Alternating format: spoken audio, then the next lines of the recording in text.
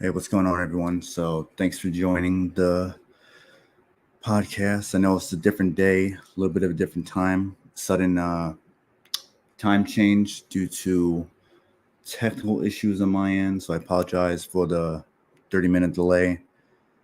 So, I'm going to quickly get Jimpachi in here real quick. Let me see.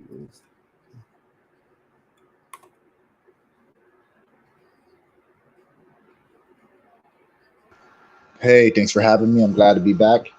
Hey, what- It was a little bit of a technical issue, so we apologize on our end.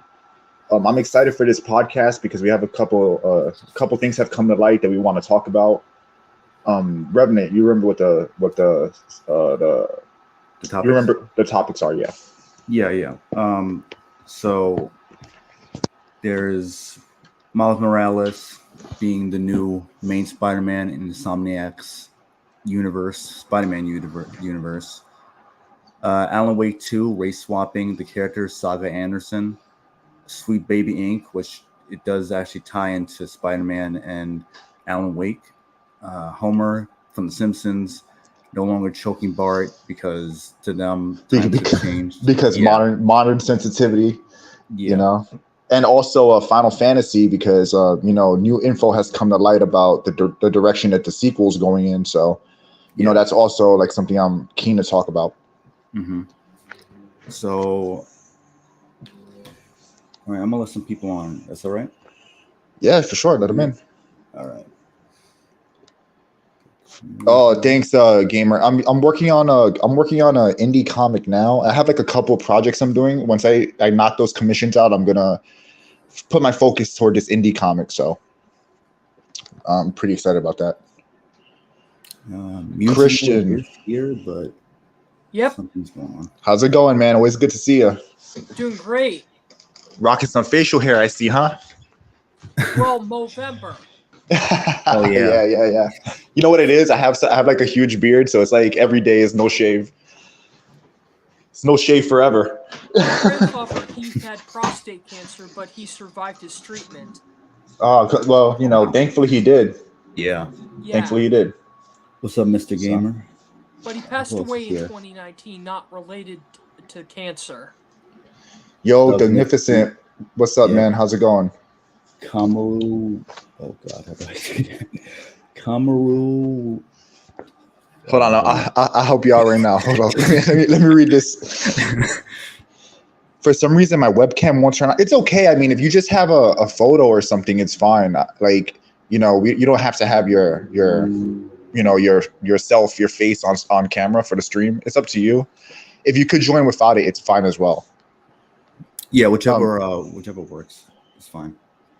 All right, I got you right now. Hold on, Kamaro Shiryu. There we Kamaro go. Shiryu. There we go. Yeah, I feel I'm pretty confident in that one. Yeah. What's up? Yeah, I see him often, so he's cool. Dude, Sweet Okay. Baby Inc. is the most sus name you could come up with for something like that. Considering what they're doing and the weirdos that they're trying to appease with that name, like I can't imagine that they had the forethought to not pick a name like that, you know? All right, man. I just wanted to make sure I got it right because I'm like, Revenant was forever trying to tell me, like, trying to read your name to me. Like, and I'm like, the hell? Like, Kamro Shiryu. There you go. Yeah. Yeah. Eugene Lord dropped out, I think. Oh, okay. I think he was gonna come in, but Well, could he also said, be, StreamYards. So I don't know. He said, well, okay, 1 sec. And I guess he dropped out. It really might just be a thing with StreamYards because StreamYards is kind of ass. Yeah, because Christian Frady's drops in and out a couple of times too, and I'm sure that's like StreamYard. So Yeah, it's even happened to me. happened to you, yeah. So Yeah, it's probably that. But nonetheless, what's up? Yeah, like Unique. So American westernized SJW gaming developers are absolute garbage. I have no hope for fun, amazing, anti-woke, and politically correct gaming in the future. Yeah, I'm not like I have no faith in anything that's coming out right now because what is a private chat? I'm sorry. I just have no faith. I have no faith in them. because in the end of the day, like they've committed to playing ball, and I almost feel like SJWs and like these people that are so like politically correct, I almost feel like in a way they won, because now you have people within the industry that are unapologetic. They're not even second guessing it. Like, is Insomniac Games going the direction they did and telling people like to just get over it with MJ and stuff like that? It shows you that the disconnect. Yeah. No, it does, because there's like, oh, we don't give a shit, or just if she's OP, like, oh well, and like, she's not a superhero. That's the thing. She's not a superhero. She's not equal to them. She's not supposed to be. Yeah, with her Mary. That's like them saying, Lois Lane is on equal ground as Superman. It's like, why? She has that Mary Sue gun. You know what I mean? Or Yeah, it's if like that's the playing case, a Hulk game, but with Betty Ross in a few missions. Dude, that's so accurate and on point. It's like not even. It's not. It's funny. It's like not even a parody. Like, I can actually see them doing that in a modern Hulk game. But yeah. So like, I mean, if you want, we can get started with some of the subjects now. And as far as Mr. Gamer goes, Mr. Gamer is so based. Like, he really is. I love seeing him on X, his comments on X, and also on like just in the chat. Like, this guy is like based, man, and unapologetically so. Yes. What's up, Cassie What's up, Cage? Cassie Cage in the house? What's up, yo? How's it going? I just pre-ordered Alpha Core Cover A. Hey. Oh, nice. Taeyeon is king of gaming right now, baby. I do not know who Taeyeon is, but I'll take I was gonna ask. I'll take your word for it. I mean, actually, no, I'm the king of gaming. What are you talking about? That's a weird way to pronounce Genpachi. Maybe the king of Batman. Not a king of gaming, Batman. And I've everything. been replaying the original Mass Effect 3, not the Legendary. I mean, you know, the correct Mass Effect 3, the real Mass Effect 3. Yeah, I love the Armax Arsenal Arena. I haven't played that game in so long, Mass Effect 3. Like, but you know, I think that like at the time it got some flack, but I think with today's gaming climate, it's probably a lot more refreshing. You know. And Miranda Lawson's still beautiful. She is. You remember what that's the actress? What's the actress's name that portrays her? Yvonne Strahovski. That's the one. Oh my goodness, man! I don't know if you've seen Dexter. Have you ever watched that show? No, it has the surprise mother Fletcher. Yeah, there you go. Well, she was on that show for a while, and I had I normally don't get like any like celebrity crushes or anything, but I was like, damn, Yvonne Strahovski, she's beautiful. She's a beautiful woman. Okay, gorgeous. So it's the RoboCop development team. Ah, okay, all right. Okay. All right. I'll forgive it then. Yeah, they're the king of gaming. I mean, RoboCop is one of my favorite series. So the fact that they got Peter Weller to voice RoboCop again was amazing. Yeah, it's that game is amazing, man. You know, it's back to basics really, because you know, when we play games, it's just like most of the fun comes from like the wacky ragdoll physics, the actual gameplay, you know, being immersed. Like it feels like such a throwback to an older generation of gaming, like an older time. I buy that game for $1. Oh yeah. I buy that for $1. Yeah, for sure. And also, yeah, just getting Peter Weller back. I mean, like, he's the GOAT. Like he's amazing, man. Like, even this is kind of unrelated, but even when he voiced Batman in The Dark Knight Returns, I've seen that movie. And he like knocked it out the park, man. I was so impressed with, because I'm a huge comic book nerd when it comes to like Batman, and he like nailed it. He nailed every line. And when he vocalized them, it's almost like how I always imagined the lines would be said in my mind, like when I would read the comic. So it's pretty cool. That and Mask of the Phantasm. That's a beautiful movie too. Yeah, that one's really good. Formal. Listen, I'll never forget when he slapped Batman with a freaking stick of salami. He had like the salami roll. I always remember that scene. But yeah, so those devs are really awesome. Yeah, so I don't know how that went over my head, but yeah, they knocked it out the park. You know what? I don't know what went over my head. Fucking Young, yeah. Young, yeah, is ass. I'm sorry, man. Look, you heard him sing? I heard him sing. Look, oh my goodness, you showed me that clip. Yeah, you showed me that clip. If you never heard a robot sing, just go check it out. Neozoic, howdy folks. Sadly, I won't be able to stay for the stream, but I'm just dropping by to say hello to Remnant, the crew, and the good folks in chat. Enjoy the stream and take care, folks. Thanks, man. Always glad to see you. Oh, yeah, thank you. Always appreciate you, man. Yeah, take it easy. I appreciate you stopping by, leaving a comment. Always good seeing you, man. But like with Young, yeah, I mean, he's just ass. I mean, like, how can you? And wasn't he caught criticizing voice actors in the past? Yeah, like Chris Pratt for his Mario. Yeah, and then this guy sounds like that. It's so bad. I can understand. Like Megan Fox is bad, but like Young is worse. He's somehow worse. I feel like legitimately, like he's just trying to do like a cheap impression of Johnny Young Bosch. It sounds like a cheap imitation. Barely. Like, you know what I mean? Like he watched him voice act a little bit, and he's like, all right, that's gonna be my whole thing. That's gonna be my whole like that's the sound I'm gonna go for, which doesn't suit Kiryu. No, it doesn't. So they really should have gotten Richard Epcar or what's his name, who voices Spike. Steve Bloom. Steve Bloom. They would have been so much better. Hard to say the infamous Robotnik quote in his Joker voice. Oh my goodness. Oh man, have you uploaded it? Do you have a clip of it? Yeah, I'm just gonna find it right now. That's perfect, man. That's perfect.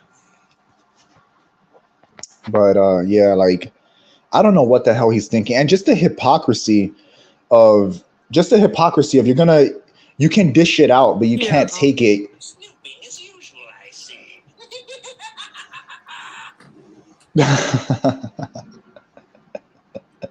I guess Rush must be surprised. Yeah.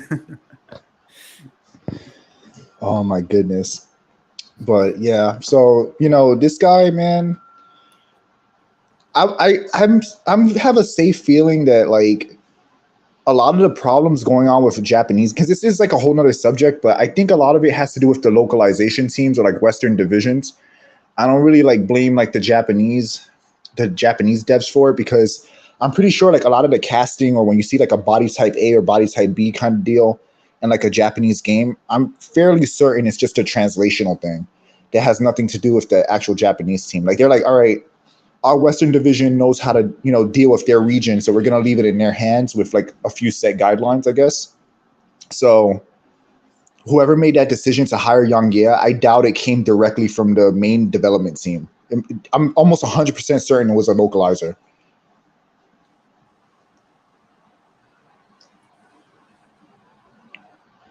He was Mr. Gamer says he was Chris Pratt. He was Chris Pratt, and if you read more of how he shilled for Cyberpunk when it was first released, he's such a disingenuous hypocrite. Yeah, I'm not surprised. I mean, that was the same guy that said he feared for his life under Trump. Yeah. Like, if you're gonna say something like that, I'm not surprised that you're also a weak idiot who can't take criticism. Speaking of which, there was clips going online. He was promoting some like soy I think pre-workout or energy drink, something like that. I think it's called Soylent. Something. Soylent? Yeah, it belongs in the Soylent. Because like, what the hell? Soylent. Nothing says I'm gonna build muscle and testosterone like soy, right? Oh, here he is. Okay. Unlike other Gen Z, I mow the lawn every month. Oh yeah. Yeah. Yo, Mugen Lord, what's up, man? I'm glad to have you on. Hey, what's up? What's going on? How y'all been? Hey, thanks for coming. Chilling. I followed you a couple months ago. I really like your takes on a lot of things. I thought it'd be a good idea to have you on here, considering we're going to talk about Final Fantasy and I'd love to hear your opinion on it. Times have changed, but more like the Flanders this time. Oh yeah, the Get it? Flanders. Because Ned Flanders, he's more sweet. Yeah. He's a sweet baby with some ink. In Spider-Man 2 with Miles taking Peter's position. Miles took Peter's virginity. He took everything from him. I don't know what the hell is going on in that game. Like, I meant the gameplay is solid, but some of the side missions I didn't ask for. Yeah. I mean, that's the thing, right? It's like the gameplay is solid, but then like the packaging around it is ass. So it's like, as a gamer, it puts you in a weird position because it's like, all right, I want to play the game. It's fun. It looks fun gameplay wise, but am I going to give this company my money considering that they're doing a bunch of, stupid shit? So, it's just a weird position of being as a gamer where you have to pick your poison. Because for me, like Tekken 8, I was excited for because I'm a huge Tekken head. And I looked at the gameplay and it looks great. It looks like what I expected. But then I found out about like body type A and Bs and create modes and stuff. I'm like, I don't want to support that crap, But I also want to play the game. And it's like there has to be some middle ground. And like, at what point do you say, I'm willing to miss out on this thing if it means they don't get my money? And it's tricky, it's tricky because it's hard to tell people not to play something or not to enjoy something. You really can't tell anyone that. But at the same time, if you keep giving them your money, they're going to just keep doing it anyway. So it's tricky. Mm-hmm.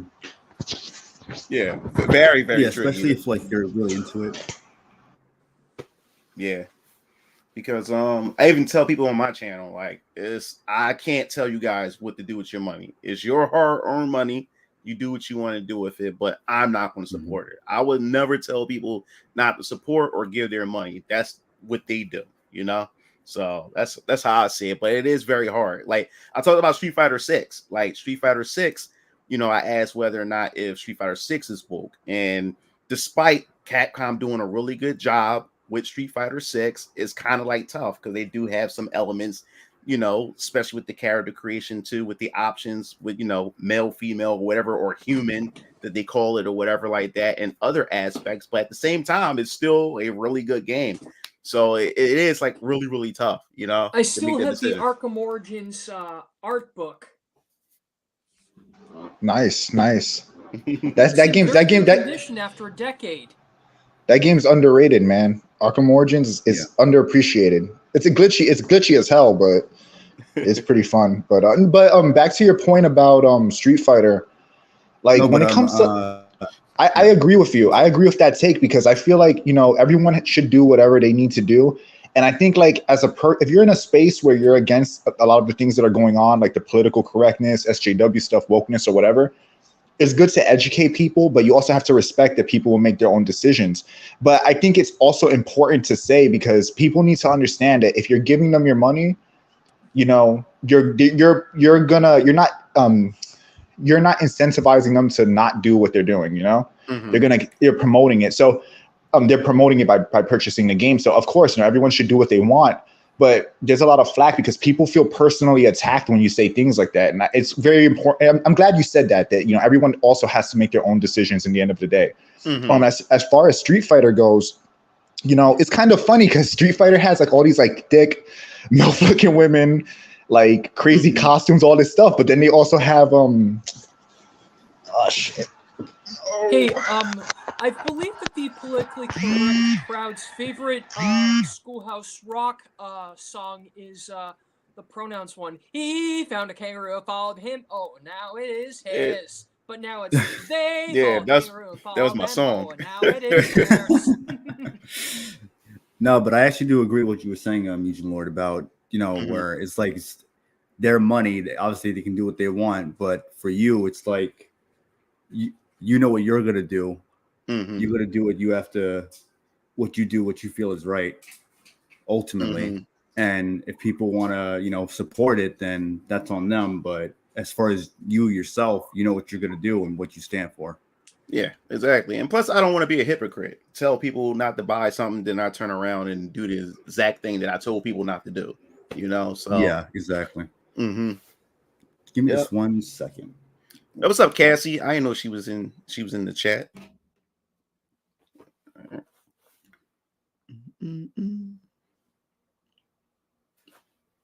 Let's see here. Let me share this.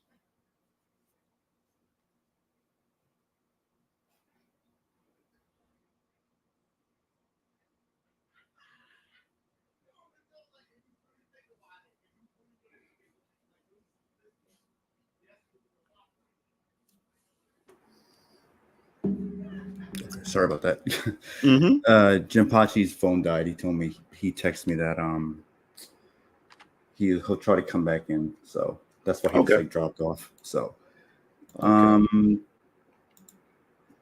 shit, Christian Freak is gone. What just All happened? Yeah, I think he'll come back too. Hopefully.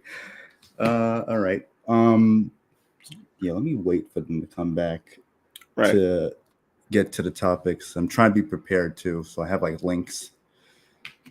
Okay. So I come correct. But how's it going with you, man? Oh, everything's fine. Right now, I'm just been working on my comic book, and I'm hopefully going to be able to release at least by the end of the next year, 2024. I'm wearing my shirt right now. VK, Oh, nice. yeah, Variant Killers, Vampire Killers. Hey, So, what's your name? who, me? Yeah, Oh, Mugen Lord.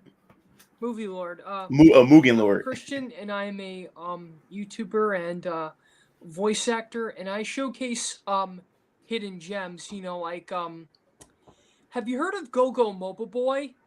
No, It's a never heard kids of it. WB pilot that was made from the character designer of Teen Titans 2003. Right. Okay. It's about a 9-year-old boy named Motoro, and he finds two alien superphones, and he has to find the third one, who is the villain, Heinrich Streck, aka Destructo-Man.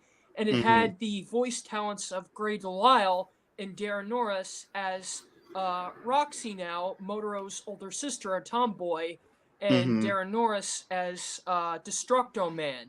It's pretty underrated, pretty funny, very anime-esque. It Mm-hmm. almost became a show on Kids WB, but those cheap executives said, "Nah." Yeah, a lot of projects get canceled or never make it to its debut. It just But at cancel it, least I right? try to make memes out of it. Yeah, it's crazy because like the shows that have some potential don't go anywhere, and then they usually just greenlight a whole bunch of shit. Hey, Jim Like Paichi, you're Mhm. back. the Yeah, Marvels. yeah. Had a bit of issue. I mean, like, you Club know, Classic H, she says, I, as a principled libertarian, I will not tell people what to do. I can only voice the...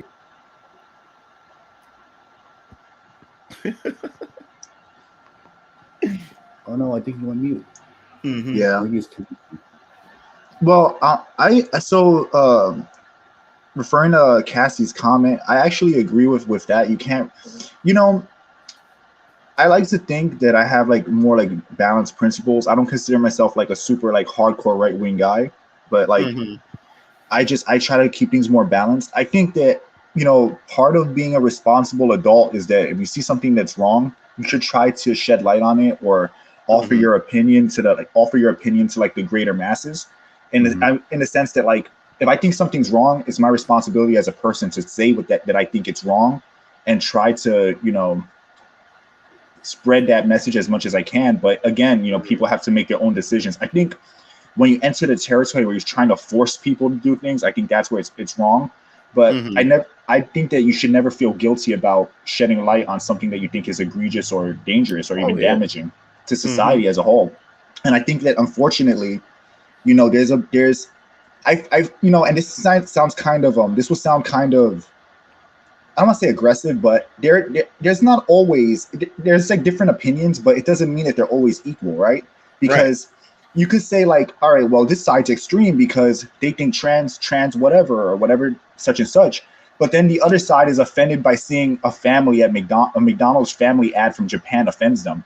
Something Mm. as simple Oh and yeah. common as that. So you can't really say that both arguments are created equally because one side is upset about, you know, I'm talking about extremists, by the way, not Yeah. like Yeah. Yeah. everyone, but Yeah. Yeah. one side is offended by traditional values that are like harmless. It just offends them because it exists. as opposed to the other side it's like, all right, well, we don't want kids to learn these things or be taught these things. So I don't think that I don't think it's like intellectually honest to pretend that both sides are equal, especially if you know better. But again, everyone does have a right to their opinion and to voice that opinion, and we have to also respect that. And you can't brute force it either. So I agree. I kind of agree with it, but with what Cassie Cage is saying. But I also think that you have a responsibility. If you think something is wrong, you need to speak up, and you should, say something, and at least try to get people to see your side of things. Yeah, that's the reason, with my channel, with my content, like I don't care what people say or think of me. I'm going to say what I have to say. You don't have to agree with me. You can agree with me, but I'm not afraid to say what I have to say. And I think that's why a lot of people resonate with my content on my channel and everything, because a lot of people say that I say a lot of things that they're afraid to say because they're afraid of getting canceled.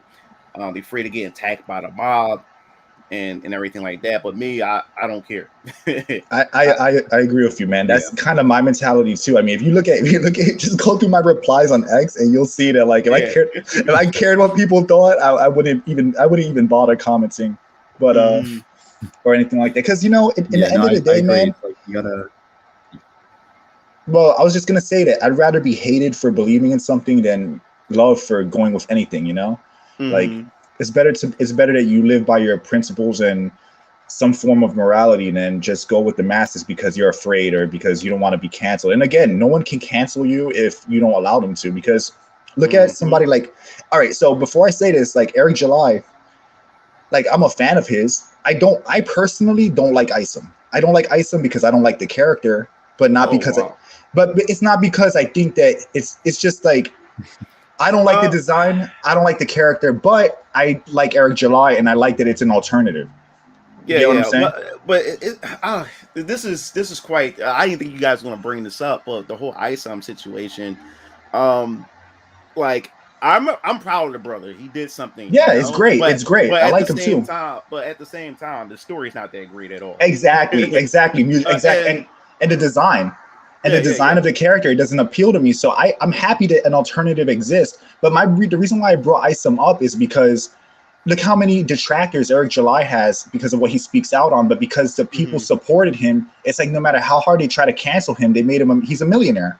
He's a millionaire now. So I think that people are so afraid of being canceled, but they forget that the people that follow you and respect your beliefs, they're going to be the ones that are going to support you.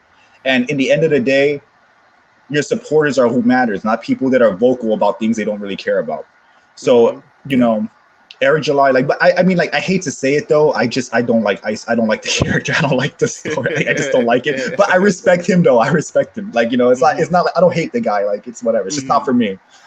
It's not for me. I totally the design just reminds me of a background character in the X-Men. Like Magneto would just like wipe them off like 50 other like X's.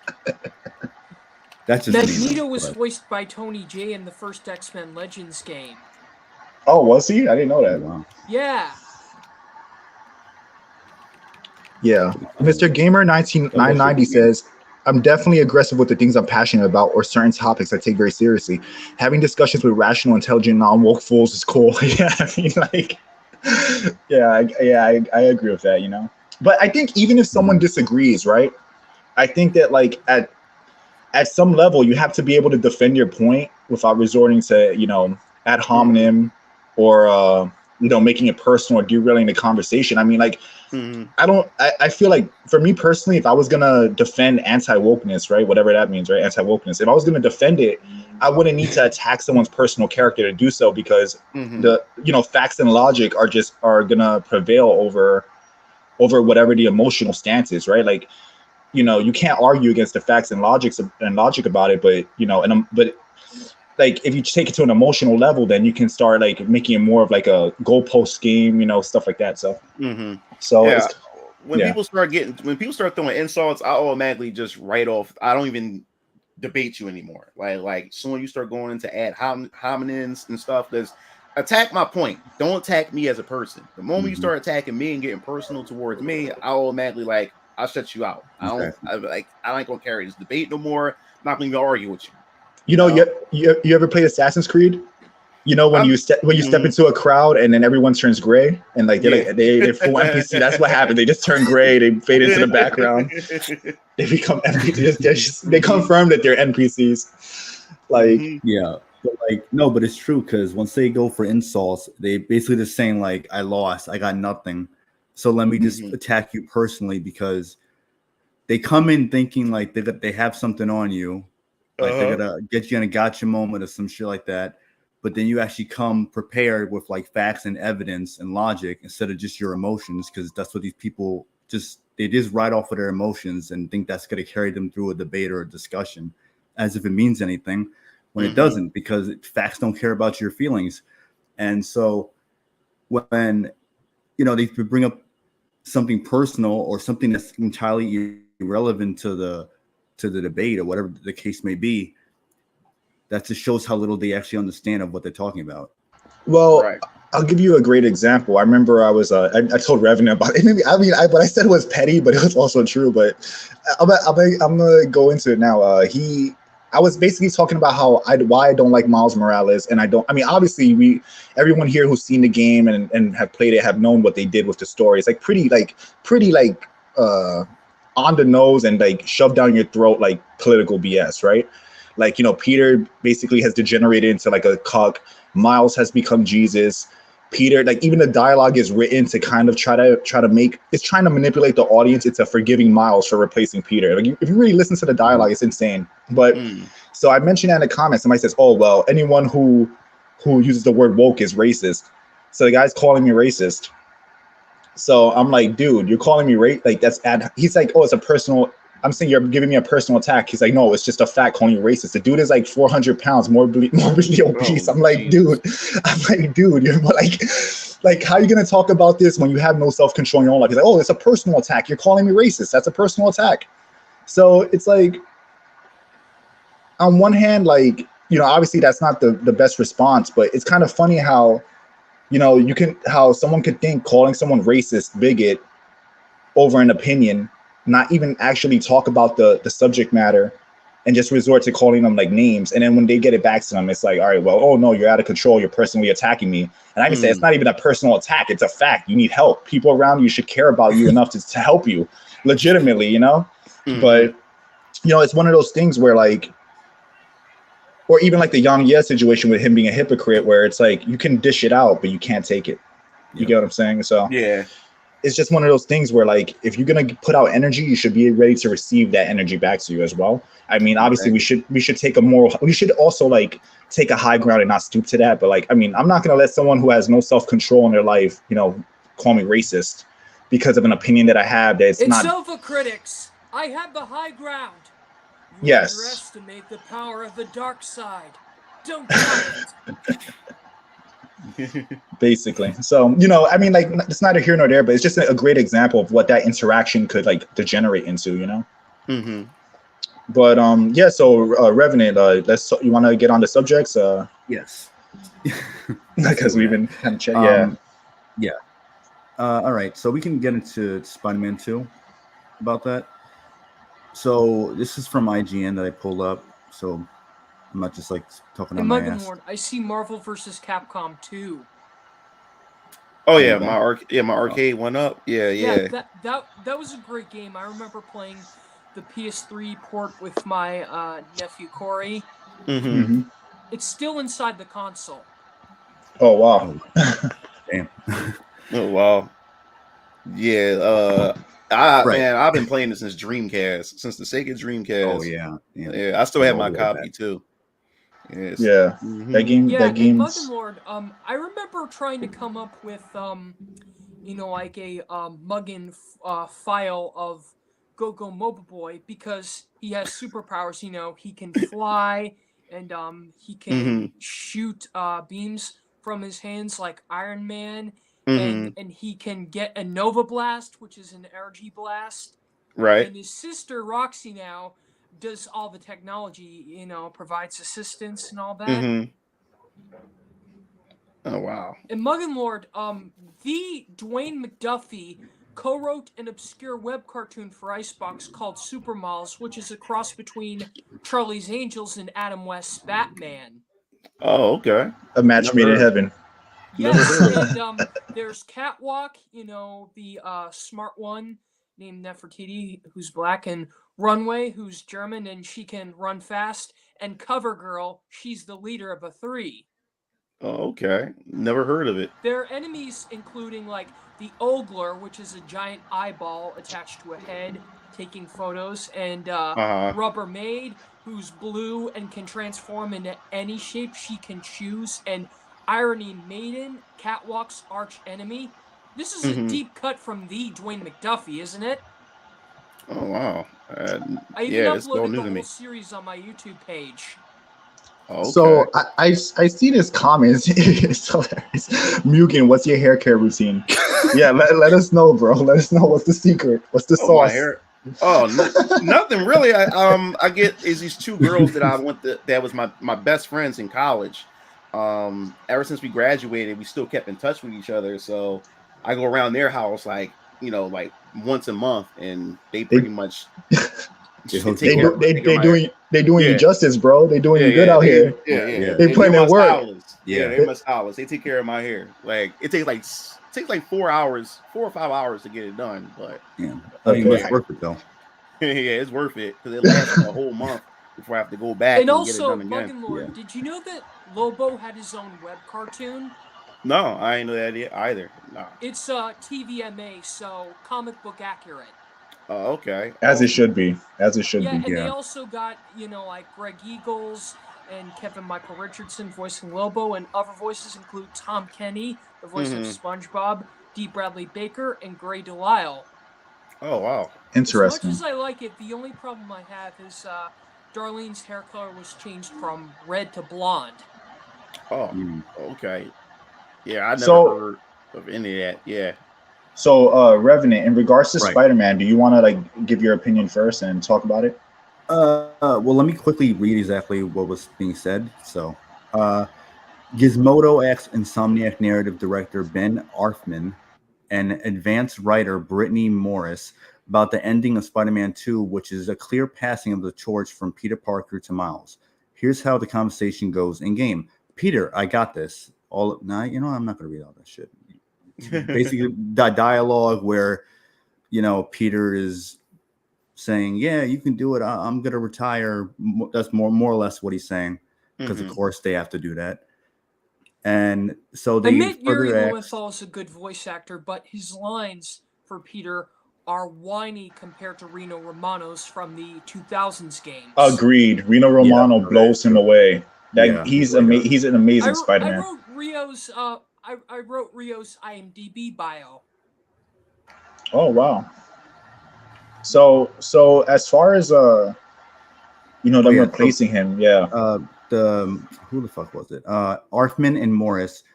They further asked him. You said earlier you basically knew right away that you wanted playable Venom. Does that also apply to the ending of this game with Miles as the main Spider-Man from now on? Then he replied that they always felt very natural. That it felt very natural, and I think we all collectively thought it would happen. To me, it shows a great deal of evolution from Miles. At the beginning of the game, we see him struggling to figure out what he wants to do with his life. By the end, we had Miles carrying the burden of saving the city and also carrying Pete, when Pete wasn't strong enough to carry himself at various points. I feel So, like Venom should have had more playable segments than the Crimson Chin. I agree. Oh, There should have yeah. been 0 Crimson Chin segments and double the amount of Venom moments in the game. But it's funny so you basically mentioned they were that. saying that I'm sorry. No, I was just gonna say that they can talk to their blue in the face how it felt natural, but Yeah. it's always the underlying factor that the story was written that way. It was and of course it's natural if you plan the story from the beginning with the end game in mind of replacing Peter. So I mean, even then it was executed very unnaturally, despite what they seem to be saying in that article. But of course, they're gonna say it feels natural. They wrote the script to point into that direction. But to me, it's jarring. It doesn't even make sense narratively, and it kind of shows like it's almost like a stark duality between Peter, not giving up and always like wanting to do the right thing and just saying, all right, I quit. Miles is better than me. You can be Spider-Man now. You know, I'm gonna be a housewife for man Joel Watson now. You know what I'm saying? So I mean, they could talk to their blue in their face, but they clearly have an agenda with it. And like, you know, it's just like these kind of articles aren't for people with common sense. It's just like they exist to kind of like justify for like the people, like the corporate slaves that will defend the game. It's just weaponry to help them justify it. Because then they'll say, well, in an article, Insomniac said that this and that was very natural and whatever. It's like they're gonna quote it like a parrot and not realizing that it only exists to be counter weaponry when people point out the inevitable wokeness of the game, you know? So that's how I take it, like basically. And again, like I saw this coming a mile away. I remember when Spider-Man PS4 came out and they introduced Miles, I told Revenant right away. I said, Revenant, they're gonna replace Peter. I don't know if he remembers, but I told him they're gonna replace Peter or kill him off. And you know, with the next game having Green Goblin in it, I'm sure there's 100% chance a 99.9% chance that they will kill Peter off in the next game, despite not being Spider-Man, quote unquote. I'm pretty sure that they'll recreate the death of Gwen Stacy, but instead of Gwen Stacy dying, it's Peter dying. That's possible. I mean, yeah, they probably could. Yeah, Miles tried to save him, and then his. No, I mean, yeah, like it's to me, it's just like kind of a thing where we all know the direction that they want to go in, and it's a shame because Miles Morales could have had great potential as his own character. You know, he could have had spider powers and all that, and they could have made him into his own unique entity. But I think that what rubs people the wrong way with this kind of thing is when they try to replace original characters or, you know, get rid of them, and it's for such shallow reasons, right? Because I'm pretty sure, Mugen, you grew up in the 90s, right? So we're all like, you know, from that generation. I don't think anybody. I was born in 97. Okay. So, but we grew up with like shows like Fresh Prince. We grew up with Blade, Spawn. I don't think people really have this issue with black characters like they're trying to make it out to be. I think what they're confusing that with, or Static Shock, and they're mixing it up with people not wanting their characters that they enjoy to be replaced or race swapped because it's shallow. I think that they're just using that as a deflection point to say, well, you just don't like black characters. You just don't like female characters. Like, no, that was never an issue. Because how about instead of calling Miles Morales Spider-Man, how about we call him the Invisible Spider? Yeah, like he should have been his own character. I think X-23 was received well because X-23 wasn't female. I mean, recently they tried to make her female Wolverine. Yeah. Legitimately. But like back in the day, we accepted her because we knew she wasn't Wolverine. She was X-23. She had similar powers, her own backstory. She did her own thing. But she was her own character. And I think that that's the problem. It's like you're saying, well, no, Peter Parker's not good enough. We're going to replace him, get rid of him. And anyone who has a problem with it, we're going to call you all kinds of names, all kinds of like, you know, pretty. And even though those words have lost their meaning over the years, they're still pretty heinous things to accuse of people just because they don't want a character that they enjoyed and loved to be replaced or, you know, be shitted on the way they are. Which is why I have no faith with Insomniac's Wolverine, you know, coincidentally. Yeah, like even back then, like even when we did have like race swap characters and stuff. Like if you look at the Daredevil movie, we had Michael Clark Duncan. He was Kingpin. He wasn't cast because of race. He was cast because he was the only guy available with the field. Yeah, and not just that, is that when they do these race swaps back then and everything, there was no political message behind it. You know, this is they wanted to go with this actor or this actress or whatever, and we want to just entertain you guys. Now, when you look at a minority that's being like hired or female replacing a male character, there's always a political message within the movie or game itself, or because of the journalists or the directors or the producers, they're just spewing out political nonsense too. So that's what turns a lot of people off, because back then we never had this issue. We just went with it. Oh, this is what they want to do. All right, let's go see if this show is good or not, or this game is good or not. They're going to, go this route, Exactly. And you know, it's funny you mentioned Michael Clark Duncan. Michael Clark Duncan was great as Kingpin. He really nailed the role, because even I don't know if you're like that familiar with Daredevil comics, but you know that Kingpin is mostly muscle. Yeah. So he's a mutant, right? There's debate of whether he's a mutant or not, because it's abnormal for him to be that strong. But then like sometimes people say that he's just the upper end of like peak human. Yeah. But regardless, it's like the whole thing is like Kingpin without his suit on is jacked. He looks fat, but he's jacked. And Yeah. you look at like bodybuilders like Michael Clark Duncan or even like someone like Brock Lesnar, when they're wearing a suit, they look like they're like fat guys, right? A lot of times. Mhm. The And then only once they version of that take it film off, I approve of. I was saying the only version of that film I approve of is the R-rated director's cut. I have to check that one out. It But includes 30 extra minutes of footage, so Yeah, I watched it. It was like fluffing. It was a lot of fluff. Like like it's like filler. yeah, it's like filler. It didn't really go anywhere. It didn't really add to anything. I said, well, it makes sense why they cut it out. But I just want to make this point, right? Because like I'm a athlete, so I do like mixed martial arts. I do a lot of bodybuilding, powerlifting. I'm very into like fitness. And somebody like Michael Clark Duncan and Brock Lesnar, like they're the embodiment of that. They have a deceiving physique because when they're wearing clothes, they look like chubby guys. But once you like see underneath, they're like huge and like shredded. And Michael Clark Duncan embodied that very well. And to your point, if they cast him now, it wouldn't be because necessarily he was the best cast for the role, but because he checks the boxes they need him to check. Exactly. Duncan also reprised his role for the animated 2003 Spider-Man series.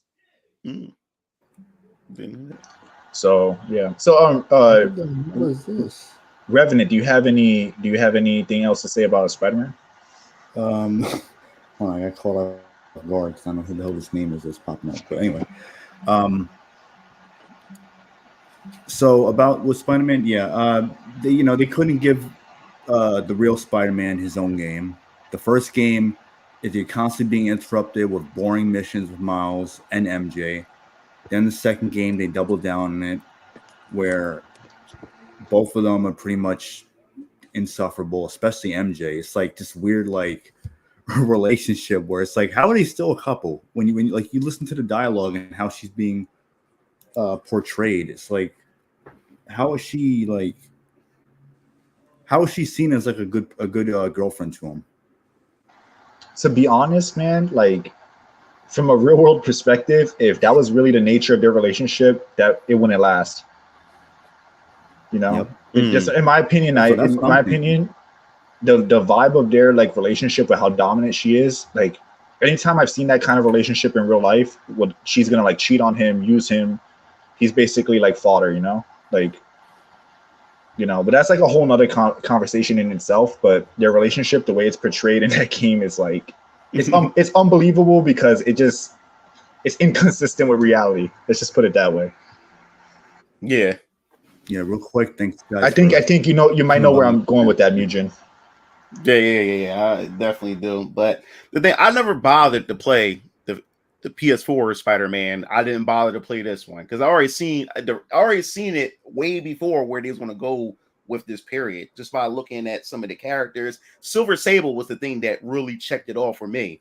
Like the way she was disrespecting Spider-Man. I mean, Spider-Man he was taking on Vulture, many of these villains, but every time he runs into Silver Sable in PS4, she was just manhandle him. Every encounter, she was just disrespecting him. I'm like, what is going on here? Like this is Spider-Man. She was Nadine 2.0. You know what I'm saying? The Spider Cop jokes really funny. Yeah. Like, but I agree. I mean, I didn't buy the game. I refused to give Insomniac my money. And like, I'm with you. I saw the writing on the wall before the game even released, So I didn't bother. My brothers have the game. I wouldn't be surprised that for the next Ratchet and Clank game, that Rivet and Kit will be the heroines instead of Ratchet and Clank.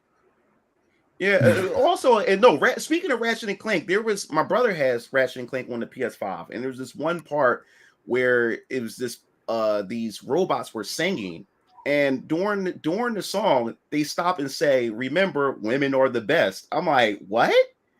I'm like, huh? Like, what was that? Why? And Donkey, he actually made a good point in his review that everybody keeps saying the phrase "thank you" too much. And what is this? Full House? Yeah, when they said that. So during that song, I'm like, what was the purpose of that? It didn't fit. Like, why? Like, why did he say that? Because they want to put it in your mind. To my dad, Spider-Man 2000 is the best Spider-Man game in my opinion.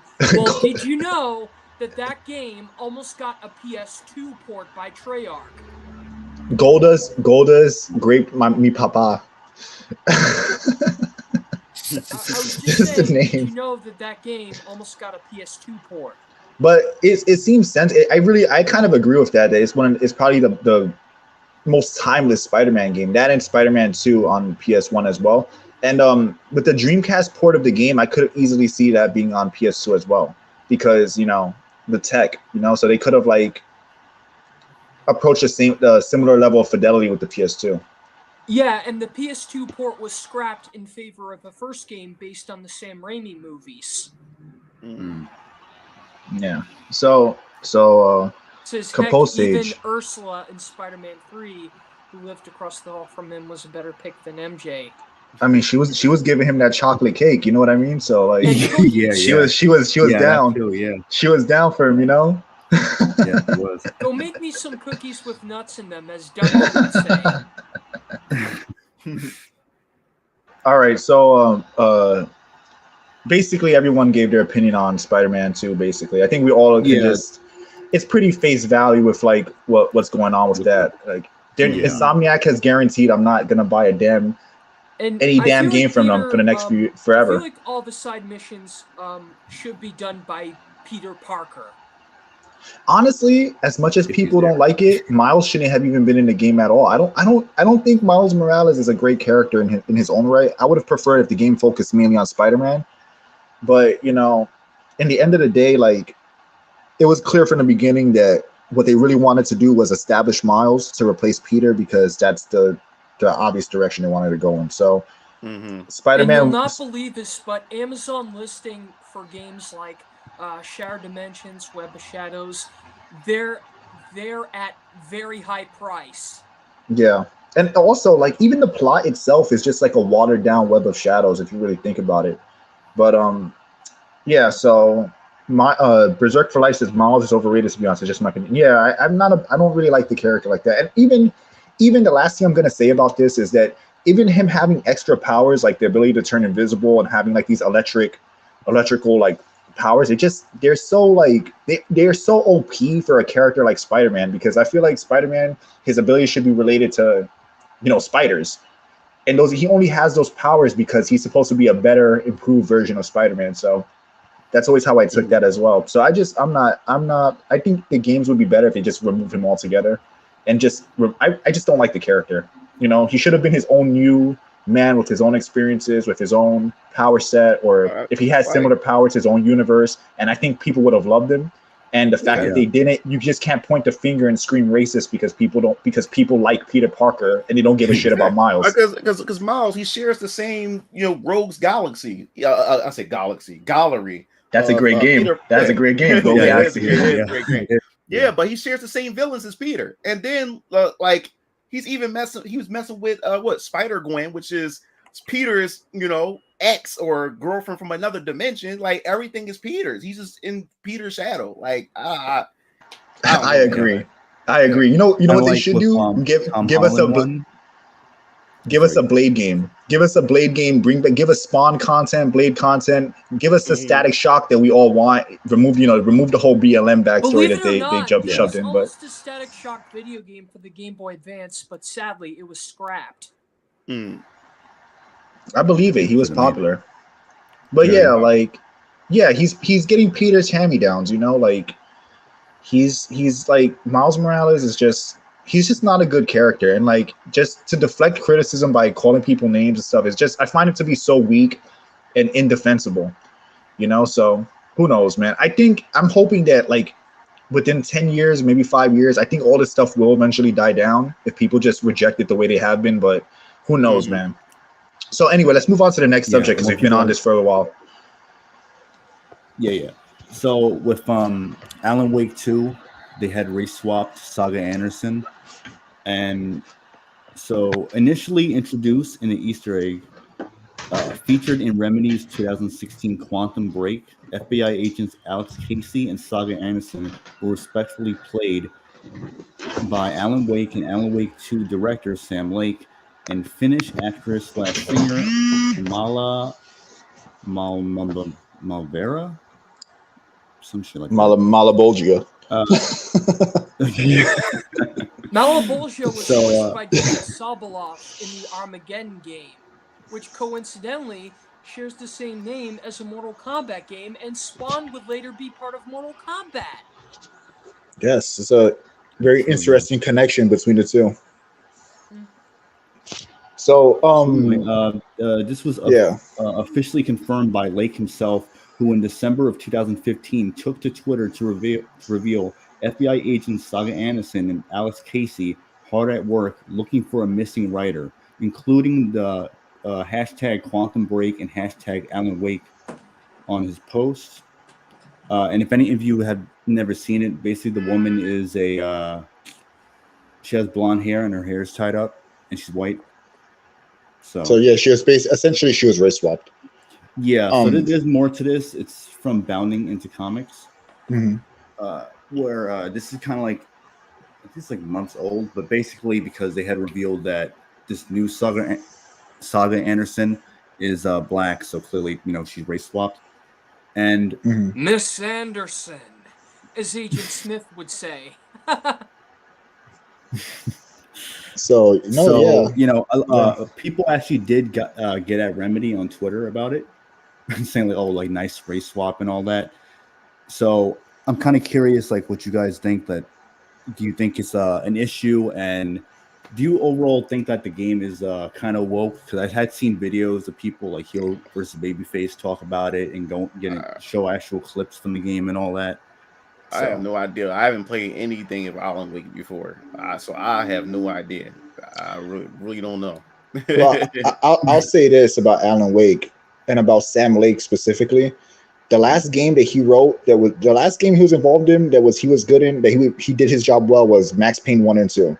Everything after that has been downhill from Sam Lake. Like, the guy is like, so he's very influenced by, if you watch his work, he's very influenced by like noir and pulp stories and things like that. Right. But like, yeah, it shows. I hate to say it, but like his hammy writing works with Max Payne 1 and 2 when it's really intentional. But like, it's very intentional to have that like almost exploitation kind of vibe, right? But then when you look at Alan Wake or Quantum Break and Control, you just like the writing, it comes across as like a low rent sci-fi show. You know how sci-fi had all those shows that were like, low budget, like sci-fi fantasy shows, middling writing, and you have like B-level actors. That's exactly what those games feel like. And with Alan Wake 2, they were showing, we watched some scenes from the game, and there's a lot of like that old like thing you see in Marvel movies where like they'll praise the female character and constantly tell her how she's the best, how she's the greatest, how she's so much better than the male characters. They're all idiots compared to her. She's such a genius. You guys know what I'm talking about. An example would be like in Thor, where with Avengers, where he's like telling Captain Marvel like, "Oh, I like this one. She's great," or whatever, because they're trying to get the audience to like, "Oh, well, Thor likes her. That means I should like her too." And that's like the manipulative writing. And you see that a lot. Like Ant-Man and the Wasp, you see a lot of that in as well. So that's what the writing is. The writing is like any B-level sci-fi, like, typical Hollywood fodder, and unfortunately that comes with a lot of wokeness. So them race swapping Anderson is probably like the least egregious part, even though I don't like that either.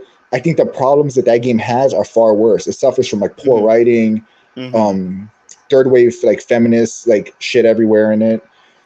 So yeah, a lot of subliminal messages. Yeah, and Muggin Lord, since we like Tekken, I decided to take a clip of Evil Concarne, which has a purple bear in it, and I decided to make what if Hector Concarne was in Tekken. So I took all the audio samples of Hector and his stomach speaking English, but replaced them with speaking Spanish, and for the thumbnail, it's just purple Kuma with Hector and the stomach attached to him. Oh, wow. Because if Boskov was in Tekken, that would make sense, because in the Tekken universe, only Hector would speak Spanish. Okay. Yeah. So I mean, like, Muji, like you say you haven't played Alan Wake 1. You're not really interested in it or anything, right? Yeah. So, but like, you played Max Payne 1 and 2. I'm Yeah, sure. one and Right? two. Well, yeah, I had 1 and 2, but I like the first one better. Well, I own Max Payne all 3. three No, I like the Max Payne Max Payne 3 games. was pretty good. I like Max the Payne 3 is gameplay. hot. I love that game. Yeah, That game's yeah, I forgot amazing. about I like forgot all about three. Max Payne 3. I like all three of them. The reason why I mentioned the first two is because those were written by Sam Lake. Well, I believe that Max Payne 3 had a different writer and Okay. director because Rockstar like published that game on their own. Well, While it was also the first. Yeah, I I own 1 and 2 and 3, but I only played them like once, so I can't really remember like the game like that vividly or whatever. So Well, I just mentioned the first two because like Sam Lake wasn't involved in the third game. okay. So because of that, like, you know, I can't, because even though I like the third game a lot and it's a much better tone, the truth is he wasn't involved in it. So it doesn't it doesn't reflect him. So, Yeah, you know, and like if you play Quantum Break and like I said, man, if you play those games, they're just like any B-level sci-fi show.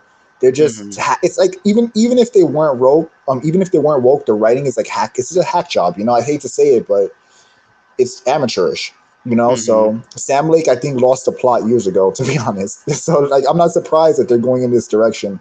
And like I don't think like the only good thing I can say about Alan Woke 2, that's why I call it Alan Woke. Alan Woke 2, the only good thing I can say is that the graphics are pretty good. Like they actually look current gen or next gen or whatever. But aside from that, like you're not missing anything, you know? It's just it's like, to me, it's just more fodder. Yeah.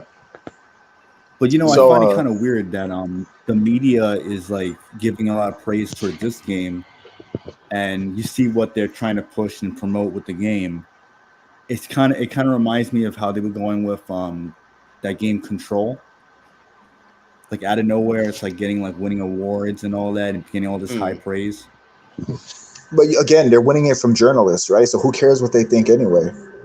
You know, they're more concerned with like activism and all this stuff. So like they'll praise a game like they'll praise a game like The Last of Us 2, for example, for being brave and all this stuff when the plot is dog shit. It's like literally nonsensical dog shit, but they'll praise it because it fits their agenda, right? And they're coming from like they're using that appeal to authority where we're the game journalists. So if we say it's a 10 out of 10, that means it must be great. And I think as gamers, we should say, no, screw you. I'm gonna watch Mugen Lord on YouTube talk about it, show gameplay, or Revenant or whoever, make my own opinion, watch some cutscenes, watch some actual gameplay instead of listening to these journalists. Because if you listen to them, you're gonna think that Insomniac Spider-Man 2 has a masterpiece story, that Starfield is an amazing game, that you know, Last of Us 2 is this brave, you know, innovative game or whatever. Like you can't listen to them. These are the same people that gave a Pokemon game a low score because they claimed it had too much water in it.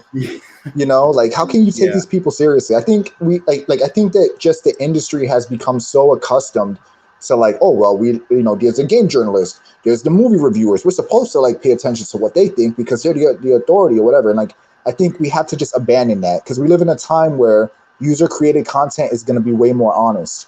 Overall, for the most part, yeah. Well, the thing is, like, when it comes to the whole game journalist thing, like, we gotta understand, like, we as gamers, like, we know what's going on, especially with the game journalists and stuff. But you have a lot of normies out there who just don't give a fuck. They just want to play their game. They come home from work, you know, they go to the store and just ask, "Hey, is this game good?" And then, or they look at a magazine or they look at an article. They say, "Well, they say it's good.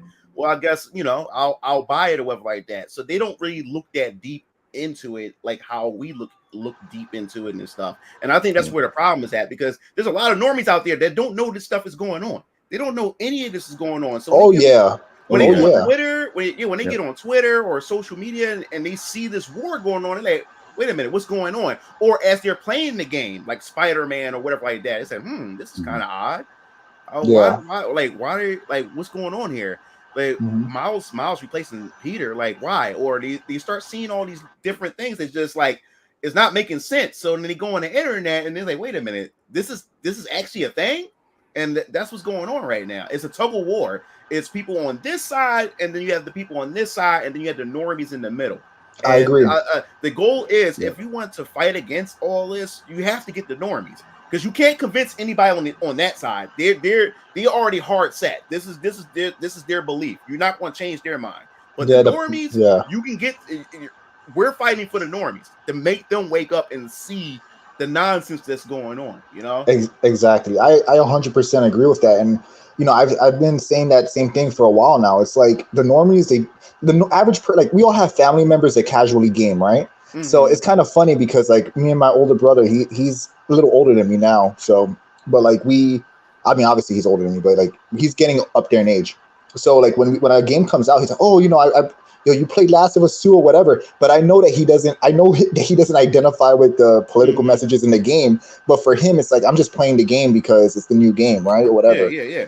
And I'm telling him like, no, I think this game is freaking ass. I'm not playing it. This is why. And it's like, if you look at his face, he's like, oh, like he didn't even fathom it, right?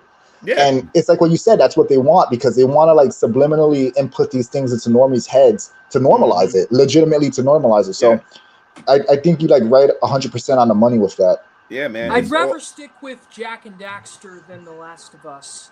Yeah, Same. it's Yeah. all about the normies, man. Like that's how the normies are the ones that end up getting that wake up call. Like, you know, like a normie play a game, or they have a certain belief, and they end up putting it out there on social media or put it out there in their social circle, and the next thing you know, they're called sexist or they called a racist. Like, wait a minute, I'm not no racist. Like, what's going on here? Yeah. That's the red pill. That's the red pill. That's the wake them Yeah. up. Like they get confused. They don't know what's going on. Like, yo, what that? Like, huh? I don't understand. And then they start going on the internet, or they start calling around trying to figure out like what the fuck just happened here.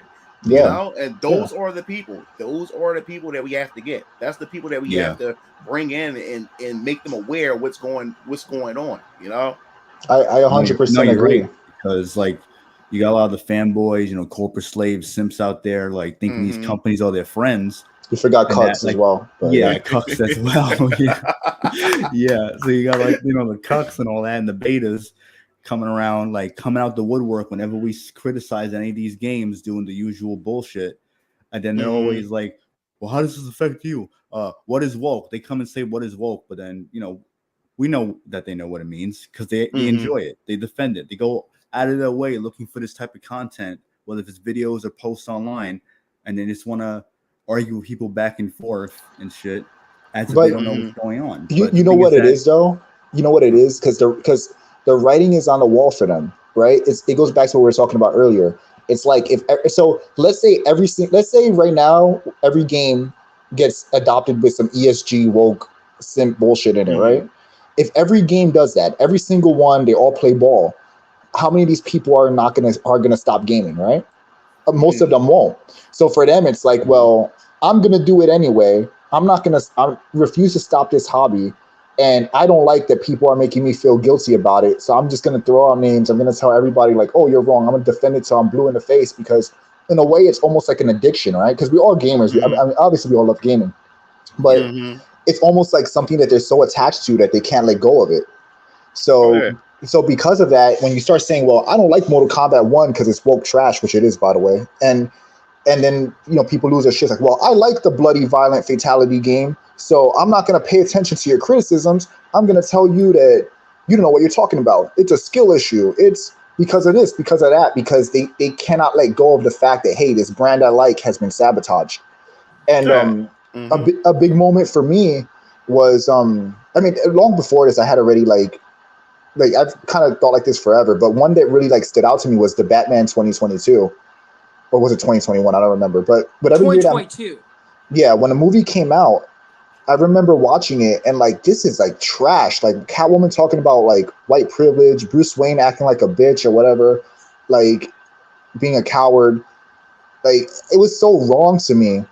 And like the fact that so many people were saying that it was like the best Batman movie, it's the greatest Batman ever, whatever, blah, blah, blah. It told me that like people will accept anything, that even long-term Batman fans are willing to like accept this movie despite all like the political BS and like the poor characterization, that like people will not let go of these brands, That was like the nail that really like, it kind of tied everything together and kind of made me 100% like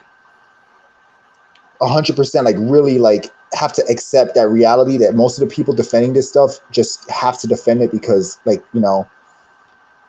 like I don't want to say they're addicted to it, but like, they can't let it go. Yeah, it's also like when people make a purchase, man, like when you make a purchase and then you got so many people crapping on that said thing that you purchased, it feels like it's an insult to them because they bought it. So now they feel as though like, yo, like I don't want to regret, or they don't want to feel like they feel that regret. Oh, I shouldn't have bought it. So since they bought it, they're going to double down. They're going to want to protect it because they invested in it, you know. So they want to reassure themselves that they made the right choice of supporting, you know, said product or purchasing said product. You know, that's all that's about as well. You know.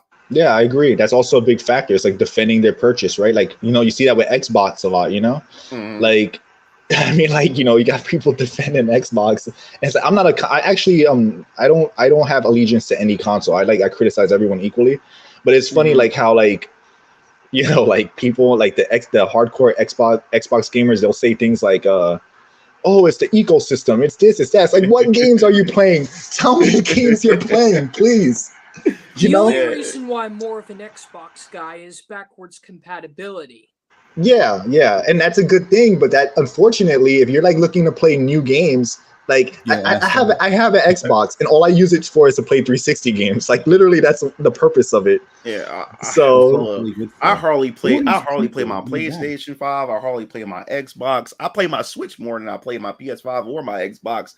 But yeah, when it comes to my Xbox, like I watch Netflix or with my daughter on it or whatever, or I don't really game on it. Like I want games. There's like I try to get like Xbox versions of my game. Like I got Like a Dragon, I got Star Ocean Divine Force, Theofield Chronicles, and Scarlet Nexus. And you know, I try to get like a lot of. I'm not really into the whole thing where like exclusives and stuff like that. I mean, I got more third party games than I have exclusive games, but I like to try to play and game on my Xbox as much as I can. But Microsoft has been dropping the ball. Like Nintendo would get a game before Microsoft will get a game. It was one game where it went to Android before it went to Xbox. I'm like, what the hell is going on, Xbox? Like, what are you guys doing? You know? But then speaking of Xbox, there was a hilarious unused joke in Conquer Live and Reload. Is that as Conquer was getting the cheese from the gate he meets is named Bill, and Bill would have told Conquer that he had to leave his house because his windows kept breaking. Oh wow! Apparently, Microsoft didn't like the joke. I'm sure they didn't. They should have kept it. Yeah. And the thing is, I don't like fanboy wars. Sony fanboys. Oh yeah. And Microsoft fan. The thing about Microsoft fanboys is they run off a delusion. Like you would go in there and see a Microsoft fanboy. Yeah, they would talk about we got the best catalog. This is that and the third. I'm like, what do y'all have? They're like religious zealots. They're like religious zealots. You know. Y'all have. You know, but then you have the Sony fanboys. All they brag about is their exclusives, and I didn't really buy any of their. I didn't buy God of War. Didn't care for God of War. I didn't care for the Horizon game. I didn't buy Spider-Man. You meant God Awoke. Yeah, I didn't care for none of their exclusives. I've been buying more third party. I like are the Greek era, from the original to Ascension. Yeah, like I didn't really care. I didn't really care for most of the exclusives on either Xbox or Sony. Most of my games on both of those platforms is third-party games. Most of them, and those are usually people also forget that they're like. So this is like kind of multi-layered because I agree with this. Where I hate the fanboy stuff too. I even hate when people talk about like PC, like, oh, PC is the best. PC is this because they all have egregious shit that's unacceptable. It's absolutely unacceptable. You know, like for example, Nintendo charging $70 for 360 tech, basically. It's not like every 60. Nah. Every game that comes out on Nintendo Switch that's like multi-plat, their version of the game looks like if the 360 had like a port of it, you know, like it's backwards compatible. Yeah, and then Nintendo has all kinds of bad practices, like, you know, they don't reduce price on games. Sometimes they have dog shit third party support. Like, don't they shut down fan remakes and shit? Too. Yeah. But also like even like their eShop, they had a very like easy to use eShop, and now they're like, you have to have this service because now they're trying to sell services. Like they're all just as bad, but you pick your poison. And the way you win as a consumer is you say, if you're not going to give me what I want, then I'm gonna go to this guy. If this guy doesn't give you what you want, you go to the next thing. You know, these companies don't deserve your loyalty. They deserve none of your loyalty. They don't care about you. All these entertainment companies do not care about you. They care about your money. So Yep. In the end of the day, like why be loyal to them? And Yeah. even with Sony, they they have first party games, but half of them have political BS in them. And then again, you're not gonna. People are delusional. You're not gonna get a first party AAA title every year. Yeah. You're not even gonna get that every year. You're gonna be playing third party games most of the time anyway. Yeah, because So- like the whole situation with Microsoft, where the Sony fanboys was like clowning, Microsoft fanboys saying, "Yo, you guys have nothing. You have no exclusives, this, that, and the third." But then I turn around and think about the catalog that PS5 got. I say, you dudes really don't have anything at all. I mean, yeah, you're getting some exclusives, but if you think about it's 3 years into this console, you guys really don't have anything. Everything's still cross-generational from the PS4 to the PS5. We really don't have a lot of titles that's strictly for PS5, Yeah. It's crazy. And There's also, not much of an incentive to get it. yeah, and they're also shooting, Japanese developers in the foot. And like this is more conspiracy because I can't prove this per se, but I really believe that a lot of the censorship that Japanese games have been getting is just to damage the Japanese the image Japan has for their games because they're trying to push the shit in the West that they're doing now. So for example, like you get your game, they're like censoring like outfits or censoring dialogue or adding body type A and B and stuff like that. I really truly believe that they're just trying to nerf Japanese releases in the West to make people like lean away from it and go more for like Western games. Especially Sony. Sony moved their whole. Sony moved to California. And they closed their Japanese studios. Yeah, and they closed their game. They closed their Japanese studios. Like you might as well say Sony's an American company at this point, a Western company. I agree. I agree. And you see it a lot, man. It shows now, like the effect of it that it has. Yeah, on it has all their games, and how they operate their business. Where before, like it's not the same as like the PS1, PS2, or even PS3 like generation. Obviously, things have changed in the world and technology and all that. But it's like the way they operate and what games they choose to put out and what studios they shut down. Yeah, I don't game. I don't game like I used to. Like gaming doesn't feel the same like it used to. That's why I don't play games as much. Tell me about it. I mean, me and Revenant have this conversation all the time. We had a last time we spoke like directly. We had a conversation about it, and I was telling him like I don't really care. Like I tell him all the time like I don't really don't care about a lot of these games coming out. And most of my time these days is spent in the gym. I've been like just being in the gym all the time, and I've been playing like the game I've been playing the most recently is like Ezio Collection, Assassin's Creed, and stuff like old games. And even like I make a lot of Arkham content, but it's sad that a game from 8 years ago is the last good Batman game that I can like reliably have fun with. I mean, I make a lot of Arkham content, but like it's kind of a shame that like most of my time is training, and what I used to come home and do was relax, play the new game or whatever. And a lot of times I won't even do that. Like I'll play something old, like I was playing Mega Man X, like old ass games because like these modern games are just not doing it for me anymore. And even with Japan, like I feel like they're trying to sell us this lie. Like, look, people love to say like, oh, you just want to, your Japanese games are just porn, or you just want whatever. It's like, all right, so if you want to reduce everything like to that level, why are you playing a game like The Last of Us 2? You like killing people, you like gore, you like mutilation. You must be a sicko. You must be a weirdo, whatever. So, or even with like, you can reduce anything to that. So when people say that, it's like, no, that's not the case. I just want to play a game and I have to sit through looking at ugly ass women because some devs' feelings are hurt because there are attractive women in the world. Like, I want to just be able to put their insecurities in their games. Yeah, like I just want to be able to relax, have cool visuals, fun combat, look at beautiful female characters, badass male characters that are like strong and powerful characters, or at least like cool, like when Japan you have like thinner, more like less like muscular or masculine characters, but they're like still badass. There's a cool factor. Like I don't really care about like a lot of the hyper realism they're trying to sell us now, So yeah. And that's what gaming did for me today. Like this generation is like, it just made me want to just focus on myself and what I'm doing in my own creativity. That's why I'm doing my own comic book series. And I would like to get into gaming, and open up my own gaming studio and create games of my own and stuff like that. So I've been finding more enjoyment just creating my own shit and working on my own shit. I'm also a 3D hentai animator. So I make my own beautiful women on top of that. So Yeah. I do all kinds of stuff. So it That's just one made way to me- fight. That's one way to Yeah. fight the industry. Yeah. No, Yeah, it's I true. do my own Be the shit. alternative. Yeah. Yeah, We're I just you do know my own shit. we're in the same boat there Mhm. actually, because I'm working on a comic book now. I'm doing like some animations for a few companies or whatever, Mhm. private companies. I also have my own animated series that's on my YouTube channel. I don't know if I told you about it, Mugen, but Oh no, you gotta send me a link to that. yeah. And So I Send me a link. did recording a few lines for Janpaichi's work, and it worked out well. Oh, yeah, awesome. yeah. So Awesome. so I'm Nice. in the same boat. Like I do mixed martial arts. I teach people, like, train people. I do I'm Mhm. working on my own creative projects, and like to me that's giving me more fulfillment, because these Mhm. companies they're just not doing it. Like my thumbnail now is a character from my own comic book series that I'm doing.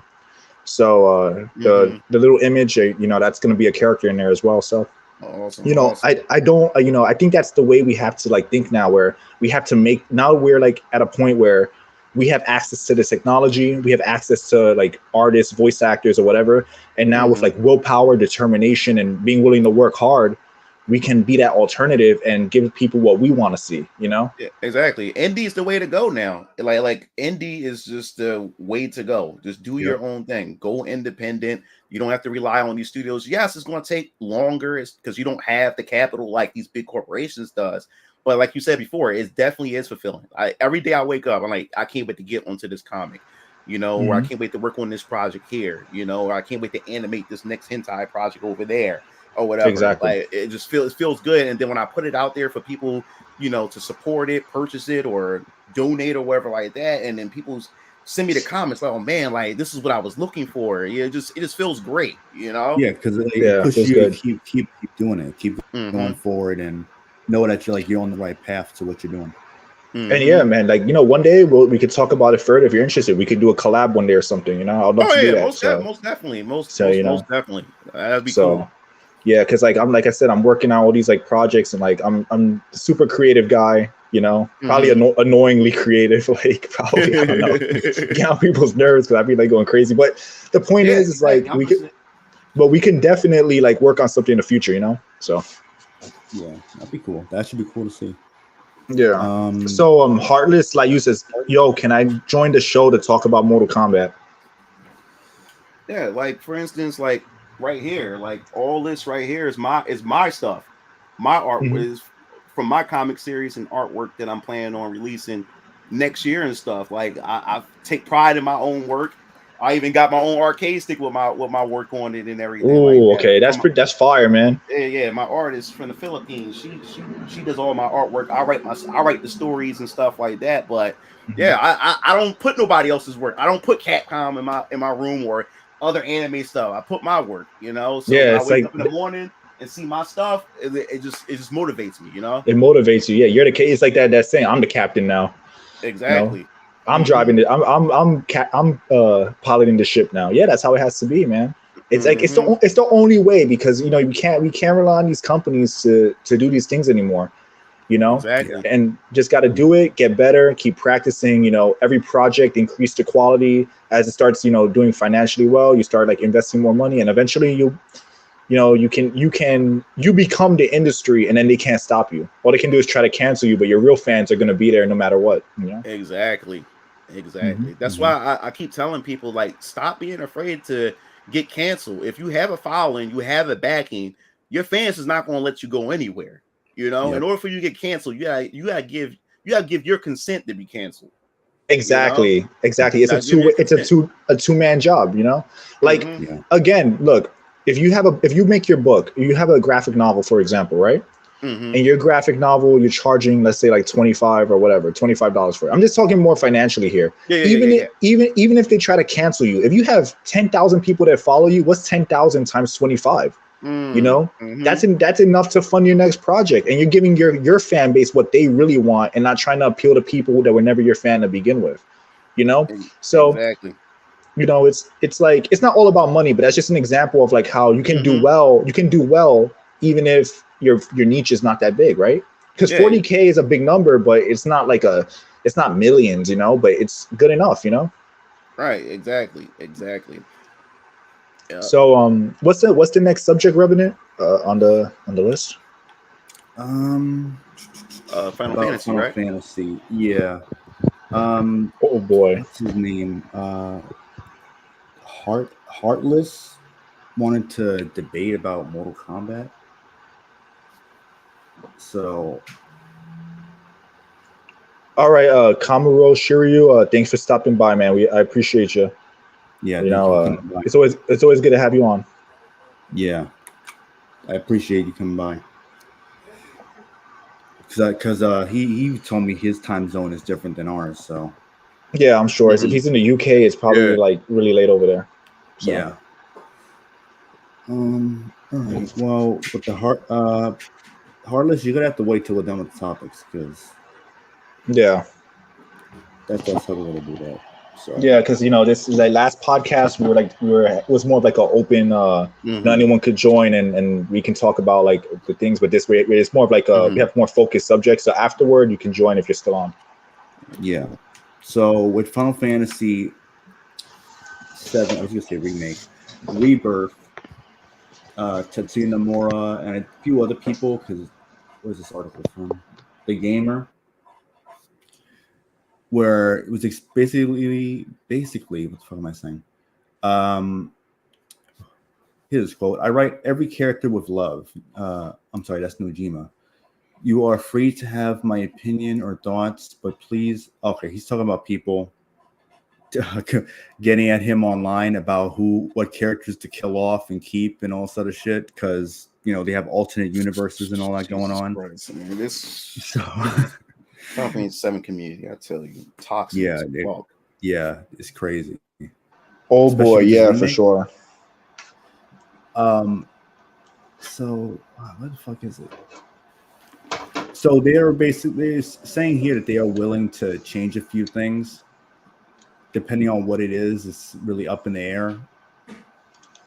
Yeah. So again, they're being very they're not being as direct. Reactionary. Yeah, the reactionary. Yeah. That's what Which is the worst thing to do if you're telling a story or if you have like a vision. That's one of the worst things you can do. Well, in my personal opinion, Final Fantasy VII Remake is a reactionary project to begin with. To me, everything that's happening in this remake trilogy is all fan fiction to me. They went online, see what the fans are all sharing about and what they're theorizing about, and they made a game based on that. And then whatever the fans speculate or whatever like that, they'll make some adjustments, as they go along. And I that's why I picked up after playing the first game. Exactly. Me too. Same way. I was saying that since I first saw the game.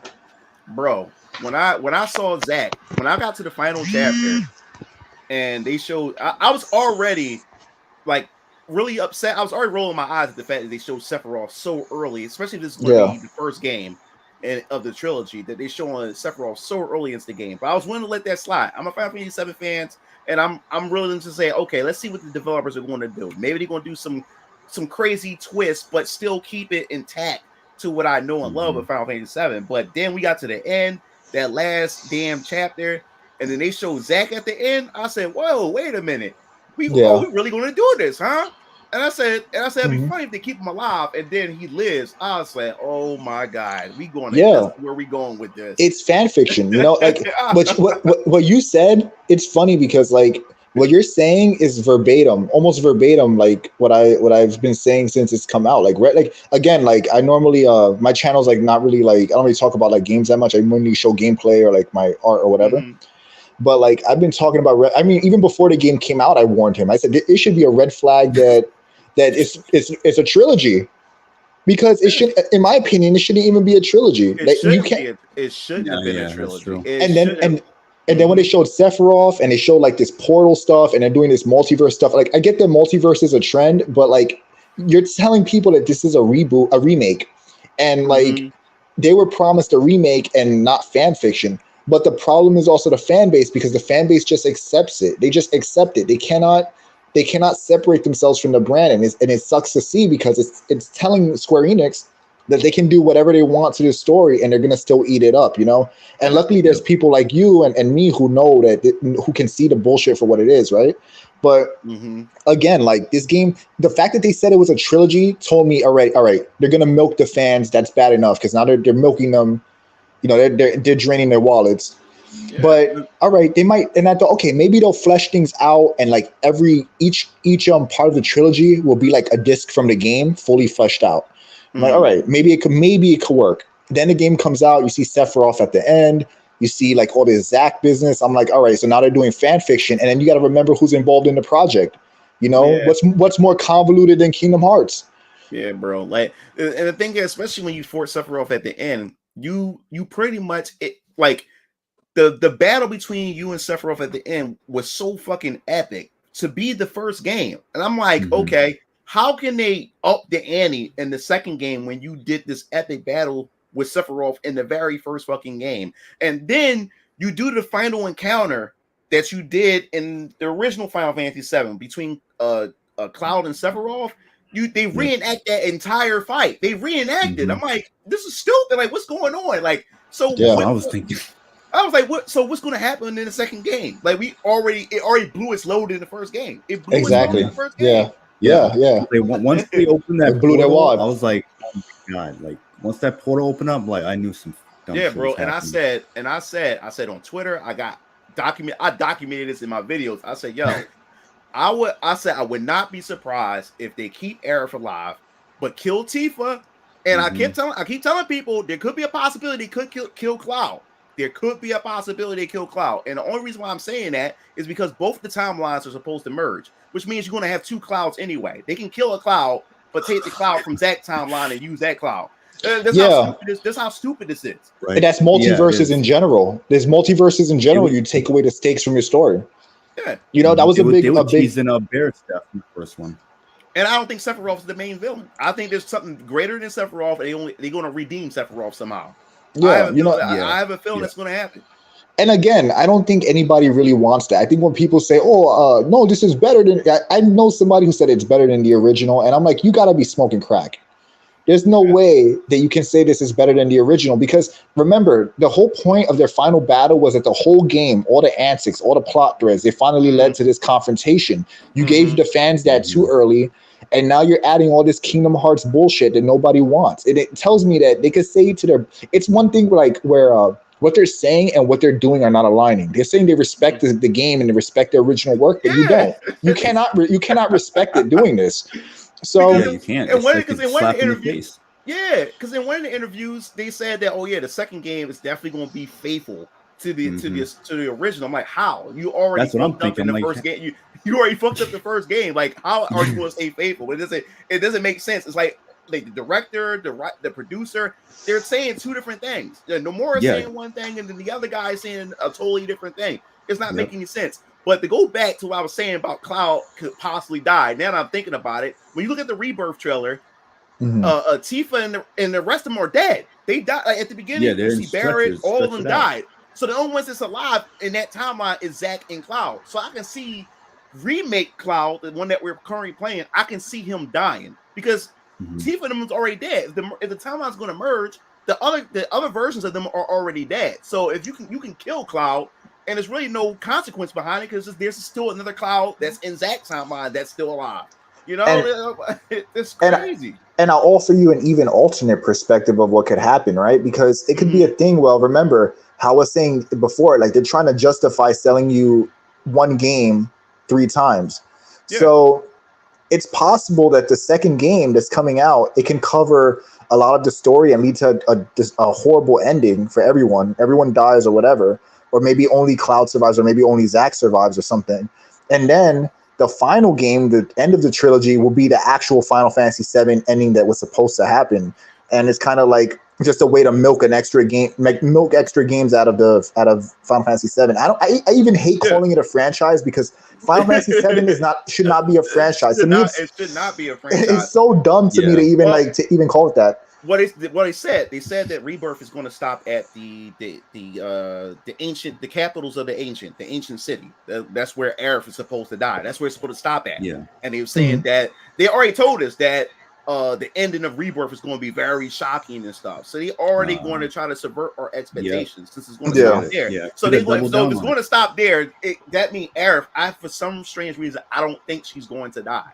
I have a strange. Yeah, it's going to be. Like you said, it might be Tifa. Yeah, it might be Tifa, and like I keep telling people, it could be Cloud. Like, don't take him off the table. Like Yeah. they trying to subvert our expectations. Now, I said this is what I said. The reason why they try to sell us 3 full games is because I knew if they go to the route that they're going, these are completely different games now, which justified for them to charge you 3 different times. Exactly. It's not the same product anymore. It's no longer the same product. No longer the same product. That was the point I was trying to make before, where it's an excuse to milk the fans, because you're saying, like, all right, let's say I was remaking Siphon Filter or something, whatever game, and I want to divide it into 3 games. There's simply not enough. I know Final Fantasy VII is like, it's an RPG, so it has some length, but it's definitely not long enough to chop into 3 games. So of course, they're going to add bullshit filler, of course, because a lot of it is filler. Yeah, it is. And the sad thing is that there's a way, they did some things right. Like, I like them fleshing out Jesse. I like Biggs and Wedge. Bro, I agree with you. This is what I was saying in one of my videos. All I said was that a true Final Fantasy VII remake, what they could have did was keep the same story, but the elements that they had in Final Fantasy VII remake that we have here, like Jesse, adding backstory to Jesse, but but keep the original story, but add the backstory of Jesse, Biggs, Wedge. Remember, they had Chocobo Sam, they had the madam chick, and they had the flamboyant guy. I like that they were different twists. They could have added that, but keep the story the same as the original, but added those elements, and then they add the other guy, Chadley, whatever his name is. He's at the front door. Yeah. You could have added all those elements in there. Yeah. You could have added all those elements in the original story. You could have just took all those things and even added that soldier that you fight. What's his name? Yeah. You could have added all of that, but kept the same story, but it would have still felt like a fresh experience because you're adding on to the stuff. You know what's a great example of done correctly? Resident Evil 1 remake on GameCube. Yes. And also Resident Evil 2 remake. I mean, all right, there's one thing I'm gonna say about Resident Evil 2 remake I extremely dislike, and it was what they did to Wolf. They cut a lot of content. With Resident Evil 2, what really got me was Wolf Birkin. They did him a disservice, making him like an eyeball monster. Like I just don't like the design. I feel like it just was ass. But overall, that game was a really good remake because it told the same story, but felt fresh enough where it fleshed things out, but it felt like Resident Evil 2. Resident Evil 2 is my favorite game, so if anyone's gonna bash that thing into oblivion, it'll be me, right? For sure. And it's my favorite Resident Evil, and I think that they executed the ideas in the original 2, kept the sanctity of the narrative, but added enough content where I felt like I was playing a legitimately new game, a new experience with something that I loved. And even with the GameCube remake of Resident Evil 1, which was so well executed, like there's a way to do that. People say, oh, well, I don't want a beat for beat remake, but just because it follows a narrative doesn't mean it's beat for beat. And also the people that are saying that, oh, well, I like this Final Fantasy VII, I really truly believe that they're doing mental gymnastics to like. They are. But check this out. So this is the thing I hate about this community, because people are retroactively changing their opinions about what they wanted from a Final Fantasy VII remake. Because remember, back when PS3 was launched, they actually had a tech demo of Final Fantasy VII. And they did the bombing mission where Cloud jumps off the train and stuff, and they had it in the PS3 graphics. And people literally cheered, say, "Yo, we need a remake." No one was saying that what we have right now. People wasn't saying this is what they wanted. No, they wanted a bar for bar remake. That's what they wanted. But now all of a sudden, these same people saying, "Oh no, this is what I really wanted. I didn't want the same story. It would have been boring." That is a lie. It's a lie. But like Trials of Mana remake for the Nintendo Switch and the PS4. That was a 1-to-1. Loved it. People, and it sold really, really well. Alive remake, 1-to-1 on the Nintendo Switch. Everybody loved it. So it's not like no one don't love 1-to-ones. People, of course. And you see that with comic book movies too, where people say, "Well, I don't want a 1-to-1 of this." It's like, you're a damn liar, because you know what? This is the funny thing about that, right? And I've also, I'm glad I got you on, Mugen, because like we're here with this, because like I've been expressing this same exact shit for so long, but so it's kind of cool to hear someone else that has similar beliefs about it. But again, like people say, I don't want a 1-for-1 remake, and they're liars, because the reason why you like the game the reason why you want a remake to begin with is because you want to see a higher fidelity version of the story that you like. You want to see the battles that you enjoyed with like just more animation to it, more cinematic, because the technology is there. So to say like, oh well, I'm okay with them doing a fan fiction, it's like, it's just a cope. Yeah, that's You know, cool. it's just a even, code. even with the whole Sephiroth situation, people said, well, it makes sense to show Sephiroth early is because, he don't have that same mystique because the game been out for years now. It won't have the same effect. No, that is a lie. It's like the same thing. I always compare it to Star Wars. Can you imagine remaking the original Star Wars trilogy, but this time from the jump, they already tell you that Darth Vader is Luke's father? That would still ruin it. Like, people love that whole scene where Luke find out that Darth Vader is his father. Remaking it, changing it up and letting people know that letting Luke know early on that that's his father would ruin that whole thing. People love to see the up-to-date version of a remake so they can see that same thing, but in modern technology, but better. I don't understand why people are just now changing this narrative now. Like, they always wanted this. And also, to your point, like, they forget, like, you're a father, you love something, you want your kid to experience that thing that you love. So, if you're playing a Final Fantasy remake and you want, your kid or your nephew or your little brother to enjoy it too, you want them to enjoy that thing that you like. You don't want them to watch like a chopped up, shallow, or watered down or manipulated version. You want them to, your hype is like, oh, well, this is a better version of it. And now this younger generation, I'm introducing you to it. They can appreciate the story as much as I did, and even get something that can match more what they're currently used to, which is like better graphics and more dynamic gameplay, right? Because when we were younger, Final Fantasy 7 was like new, but by today's standards, a lot of kids wouldn't give the original a chance just because the way it looks. Exactly, and that's what pisses me off when people say that, oh, well, there's always the original, just play the original. But my brothers, they've never played Final Fantasy 7, so when the remake came, they were kind of upset because it wasn't what I played. It was a totally different game. They wanted to play what I played, but with modern graphics. They don't want to go back and play the 32-bit polygon version of the original Final Fantasy 7. And when you remake a game, it's supposed to be the definitive experience. We go back to Resident Evil 1 remake. Resident Evil 1 remake is the definitive experience of Resident Evil 1. There's no reason to go back to play the 1995 or 1996 version of Resident Evil 1. It came out in 96. 96, yeah. The 96 version, there's no reason to go back and play that because you have the remake. The remake is the definitive version of it. The remake outclasses it. It outclasses it in every way, and it refines the story in a way that's true to the story, but it makes things feel more consistent and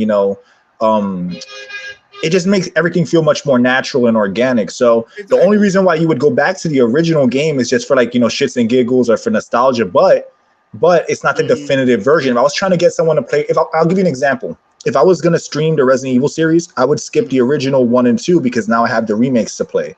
I mean, 3, as far as like streaming purposes go, 3 is a bad example because 3 is kind of like I hate to say it's pretty much a dog shit remake overall. It has good graphics, it has cool gameplay, but as far as like being a remake, it's like pretty ass. But like even 4, like look at 4. 4 is an unnecessary remake, and one thing that I dislike about 4 is that they introduced Wesker and told a lot about what Wesker is trying. It's like kind of like Sephiroth. It's actually very similar to Sephiroth, where why are you if you're gonna plan to bring back Resident Evil 5 or whatever, you're gonna remake it or whatever the case may be, why would you introduce Wesker and start to hint at the eugenics ideas that he has when it was a shock in Resident Evil 5? In Code Veronica, we didn't know what he was doing. He was just kind of doing his own thing, and he wanted the virus. And then in 5, they told us, well, all right, I want to remake the world. I want to be God. I'm going to use these viruses to do this. And now we know what his end game was. But because in 4, he's already talking about these things, it's kind of like giving the new generation of Resident Evil fans that haven't played the original, you're kind of like blowing your load early with what Wesker is, who he really is. Yeah, man. So Hubcap wants to join to talk about Final Fantasy. So I'm going to let him in real quick. Okay. Yeah, and the thing that gets me about Final Fantasy VII Remake as well, and about how you can tell this is about making money, is because the rumor is that we're going to get an announcement soon of Final Fantasy IX Remake. And the rumor is Final Fantasy IX Remake is supposed to be 1-to-1. Hubcap in the comments says an actual Final Fantasy VII Remake would be a waste of time. Yeah. Wait, I disagree. I can hear you. Yeah, I can hear you. Yeah. Okay, if you just remake the entire game, like let's say script to script, if you just remake the entire game, people would know who's gonna die. People would know who will, who's gonna die, who's gonna live, what's going to happen. That's what people want. At the end of the day, that would be a waste of time. What's the point of to experience the same story with better fidelity. Well, That's the point. That's what point of a people remake. want to see when you see like a real old game. But what would be the point? When you see an old game like from PS1, but listen, and then you hubcap, bring it hubcap. into a new generation. That's the point for people. Like, It's all right, it's been like 20 or 10, whatever years it may be. Then you finally see a remake. It's like Resident Evil 1, the remake. It wasn't that like it wasn't like 10 years after the original. Exactly. But if they would have just changed a whole bunch of shit, people would have been annoyed. Yeah, there would be people who would like it, but there would also be a lot of people who would be like, no, this is and also like, I want to make a point. It's to experience the story that you loved with higher fidelity, to have like a better visuals, to sometimes have the story just be a little more like consistent. Like for example, with Resident Evil, where the dialogue is more organic in the remake than it is in the original, obviously. Should I finish? So, if that's okay. So with seven, you know, people want to experience it with higher fidelity, you know, more fluid gameplay, better visuals, clearer dialogue, you know, enhanced music. That's why you would buy a remake of a game. You want to play it remade but better, you know, with improvements. But can I finish what I was going to say? Because I was going to go on like a long time. I platinumed the original Final Fantasy VII. I beat the original to death and everything, and I can tell you. Wait, can you guys hear me? Mm-hmm. Yeah. Go ahead, speak. I can tell you definitively. You know,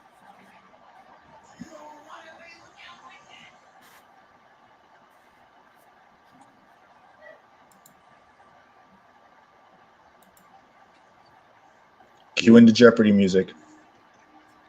This is like okay. Okay. But like if it's 1-to-1, like if you're a Final Fantasy VII fan, like you're gonna people are pretending that they won't play it or won't buy it if it's 1-to-1. Your ass is gonna buy it because you like Final Fantasy VII. You're going to play it again. Yes, exactly. You're going to play it again, just like knowing that it's better. That is better, exactly. And now I get to actually see it with voice acting this time. Exactly. Better visual fidelity, and also now it's an action RPG, which I love the ATB. I love the combat in Final Fantasy VII Remake. I really enjoyed it. But now it's pretty sick. Yeah, now you introduce that, and then you have a weapon upgrade system, and then like I said, you have the same story, better visuals, voice acting. You're going to play it again. Exactly. And then, the newer generation don't care about the old 32-bit polygon. They're going to play this version. This still going to be a new experience for them. Yeah, you know, it's one of those things, man. Mm-hmm. Yeah, you're clear. Go ahead. I'm so sorry about that. So I wanted to finish what I was going to say. I platinumed the original Final Fantasy VII. I basically did every single side quest in the game, including the Yuffie and the Vincent side quest, where I did the Hojo side quest and everything. I even played Dirge Cerberus and watched Advent Children. I bought Advent Children multiple times, including the complete 4K version of it. I know what I'm saying. Hell, I even got a fucking Buster Sword right here. I showed Revenant. I cosplayed as Cloud for Halloween. Mm-hmm. And I can definitively say this right now. Mm-hmm. I'm gonna say this right now. Final Fantasy VII is the stupidest fucking story. The original story I'm talking about is the stupidest fucking story out of all the Final Fantasy games. It tried to take itself too seriously, and it fails on every single way. And the remake, right? Hold on. Let me just say this real quick. When the whole game is just chasing Sephiroth around, that's literally the whole point. There's no clear indication why are you chasing Sephiroth around. All you have to know is he's a bad guy, and that's it. Later on in books, audio tapes, and like Advent Children and other side games, is what made him a menacing character. Okay, Kingdom Hearts made him a menacing character. I disagree entirely. What the fuck? I disagree with that. You saying made him into the character that we know. Sephiroth was That's cap, bro. That's cat. Because I didn't need That's Kingdom Hearts. hubcap. That's hubcap. I always thought he was menacing before Kingdom Hearts. Yeah, or he was all this other badass. media. He was everyone knew he one of the was. biggest villains in gaming culture because of how menacing he was before. No, any don't of get the me other wrong. media. He was Also- menacing. also- It's just the point. Hold on, let me describe this. Like, he was menacing, but the point is we didn't really know why he was menacing. And They then told us in the game. And then Advent Children came out. Gears of Cerberus came out and showed us what happened to him.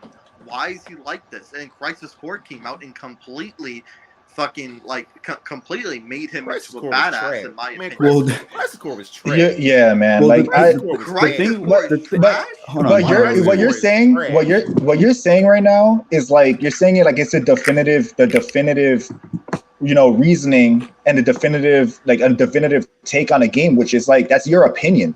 That's Yeah, not yeah. the definitive take on the game because people love the original Final Fantasy VII. People love that But- story, and Sephiroth did not need Kingdom Hearts at all to be menacing. Like Yeah, he did and not. He didn't. And in fact, if anything, Kingdom Hearts watered down a lot of the Final Fantasy characters. Even ever Well, they Crisis had to, Core, obviously. They had Crisis to. Core, Like, yeah, fucking Crisis do Core. Slash. We did not need any backstory to Sephiroth at all. He was a bigger than It was life. part of his mystique. Exactly, what, like, and now that's getting what- all this backstory to yeah. him, like even with the whole one wing concept, like he's popular for the whole one wing. I didn't need an explanation behind what the one wing is, or Yeah. then when Crisis Core came out, now we found out that we got Genesis, Angel. Now they got one wing Yeah. too. So how is Sephiroth any special? Like it was stupid. We didn't. It's ass pull writing. It's ass pull writing. It was stupid. We didn't need none of that. Now Ever Crisis come out. Now we gotta find out more about him when he was younger. I don't care about that. Yeah. Why? it's They like- told it's like they too much- they told too us much enough in the exposition. original. They told us enough in the original. It's Yeah. like Darth Vader. The coolest thing about Darth Vader is we didn't know shit about him until we finally learned about him. Toward the end. Yeah, And with we don't Sephiroth, they need told all us- these like different like. With Sephiroth, they told us enough. Sephiroth, where he's just obsessed with black materia, where he's just truly obsessed with the whole half of the third game. Yeah, and I would take that over a convoluted story where they're Exactly. freaking doing some multiverse bullshit. That's Some stupid as shit. 7 Remake was not convoluted. it's not It was. convoluted. Once they open up the portal, it's like, oh, now they have all these different universes. This person's alive Stupid. here. That person's alive there. Multiple It universes doesn't. It have wasn't always needed. They could have existed. ended that part in a. They didn't have Dude. to like end it. It within the always- highway even if it sequence, always but existed- opening up a portal is like it's like too much. Even if it my always existed, it was never a factor in Final Fantasy VII's original story Exactly. until It's now. never a It's factor. it's unnecessary. It's just a filler. It's a way to stretch the game out. It's a way. Have you It's not just played it's Dirge of it's Cerberus? it's King Dirge it's of King it's Cerberus Kingdom is Hearts fabulous. shit. It's basically Dirge of Kingdom Hearts Cerberus shit. was trash. Dirge Yeah, of Cerberus was trash. That game Final- was garbage. Final Fantasy VII should have never been a franchise. It should have never been. It should have never been. They could have stopped at Advent Children. I would have been fine with that. Yeah. Well, yeah. blame the people who buy Final Fantasy VII. Blame the people who every time a new Final Fantasy comes out, right? Yeah, yeah, They and we didn't do. like it. And we do. They did not- And we do. Hold on. We do. Wait. And we They do. did not like the newest Final Fantasy game because it wasn't anything like Final Fantasy VII. Blame Yeah. those people.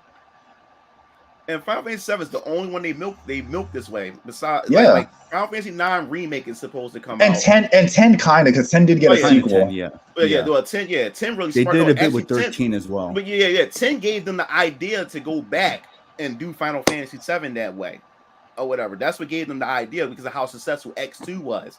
That's what sparked the idea. Maybe we could do that to another one of our Final Fantasy franchises. That's what made them go back to do Final Fantasy VII that way, to give us Crisis Core and the whole entire compilation, because X2 made them fucking money. Because what happened was Squaresoft or whatever at the time, or Square Enix at the time, they said they needed a way to be able to make profits while reusing the same assets. That's what Final Fantasy X2 was. They needed they had to came up with a whole initiative. How can we reuse the same assets that we have to make a shit ton of money? That's why they went with X2. And X2 blew their whole expectations. They said, okay, what's the next Final Fantasy franchise we can do that to?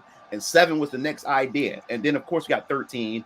13 got milked into oblivion. Yeah. Yeah. Not really. With 10-2, it was actually a letter given to was it Nomura? I think it was Nojima that got a letter from a bunch of girl fans in Final Fantasy saying we need more girls in Final Fantasy.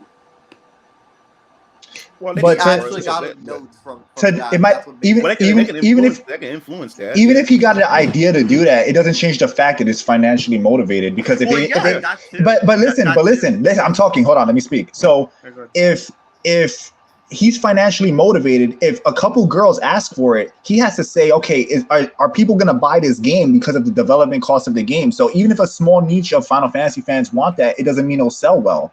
You get what I'm saying? So if they decided to go that route, it was more of a financial decision than just because the fact he wanted to make a Final Fantasy with girls. I would say that's a much smaller influence of why they made the game to begin with. It might have given him the idea, but he had to see it as something that would be financially successful. Also, 10-2 keep in mind compared to 10 does not even the cost movie that much lost to make. them a lot of money. Yeah, because like I said, because Square was hurting It's reused financially. assets, yeah. Yeah, Square was still hurting financially, and like I said, they had an initiative saying, "How can we make the most money while reutilizing the same assets that we have?" And that's what really motivated them to do X2. They was able to reutilize the same assets, and they made a shit ton of money. And Exactly. That's what gave them the idea. Say, what can we do with it? How can we do this with another Final Fantasy I don't mind franchise? Yeah. company reusing And assets. the female, Reusing assets is not really a bad thing. I'm not saying that's a bad thing, but it just that's shows what that they're gave us- willing to milk it. They're willing to Yeah, milk. They learn to milk exactly. the games. Yeah. And like I said before, like wanting to make a Final Fantasy with women is a much smaller influence as to why they would make the game than anything else. Because again, there's no guarantee that would sell well. They're like So like Yakuza Mugen said, Are they you would. milking Yakuza? Am I milking Yakuza? No. Is Yakuza being milked then? No, Yakuza, they're legit sequels to the game. I mean, like they're not a remake that's cut into 3 parts at a $70 price range for each installment. That's milking fans, you know. Well, no. Yakuza. A new reusing assets since Yakuza 3. They've been reusing assets ever since Yakuza 3. There's Yakuza 3 assets found in Judgment. Well, But that's irrelevant because there's still sequels with original stories, original narrative, original games. It's not that you can't reuse assets. I love the Soul series and they reuse a ton of shit. It's about the fact that there's no problem reusing assets. Reusing assets is fine, but it's not about. We're not arguing that. But they're milking Final Fantasy 7, and I'm trying not to cock the gun in the background because it's making a lot of noise. It's bleeding heavily into audio. I'm putting my stuff away.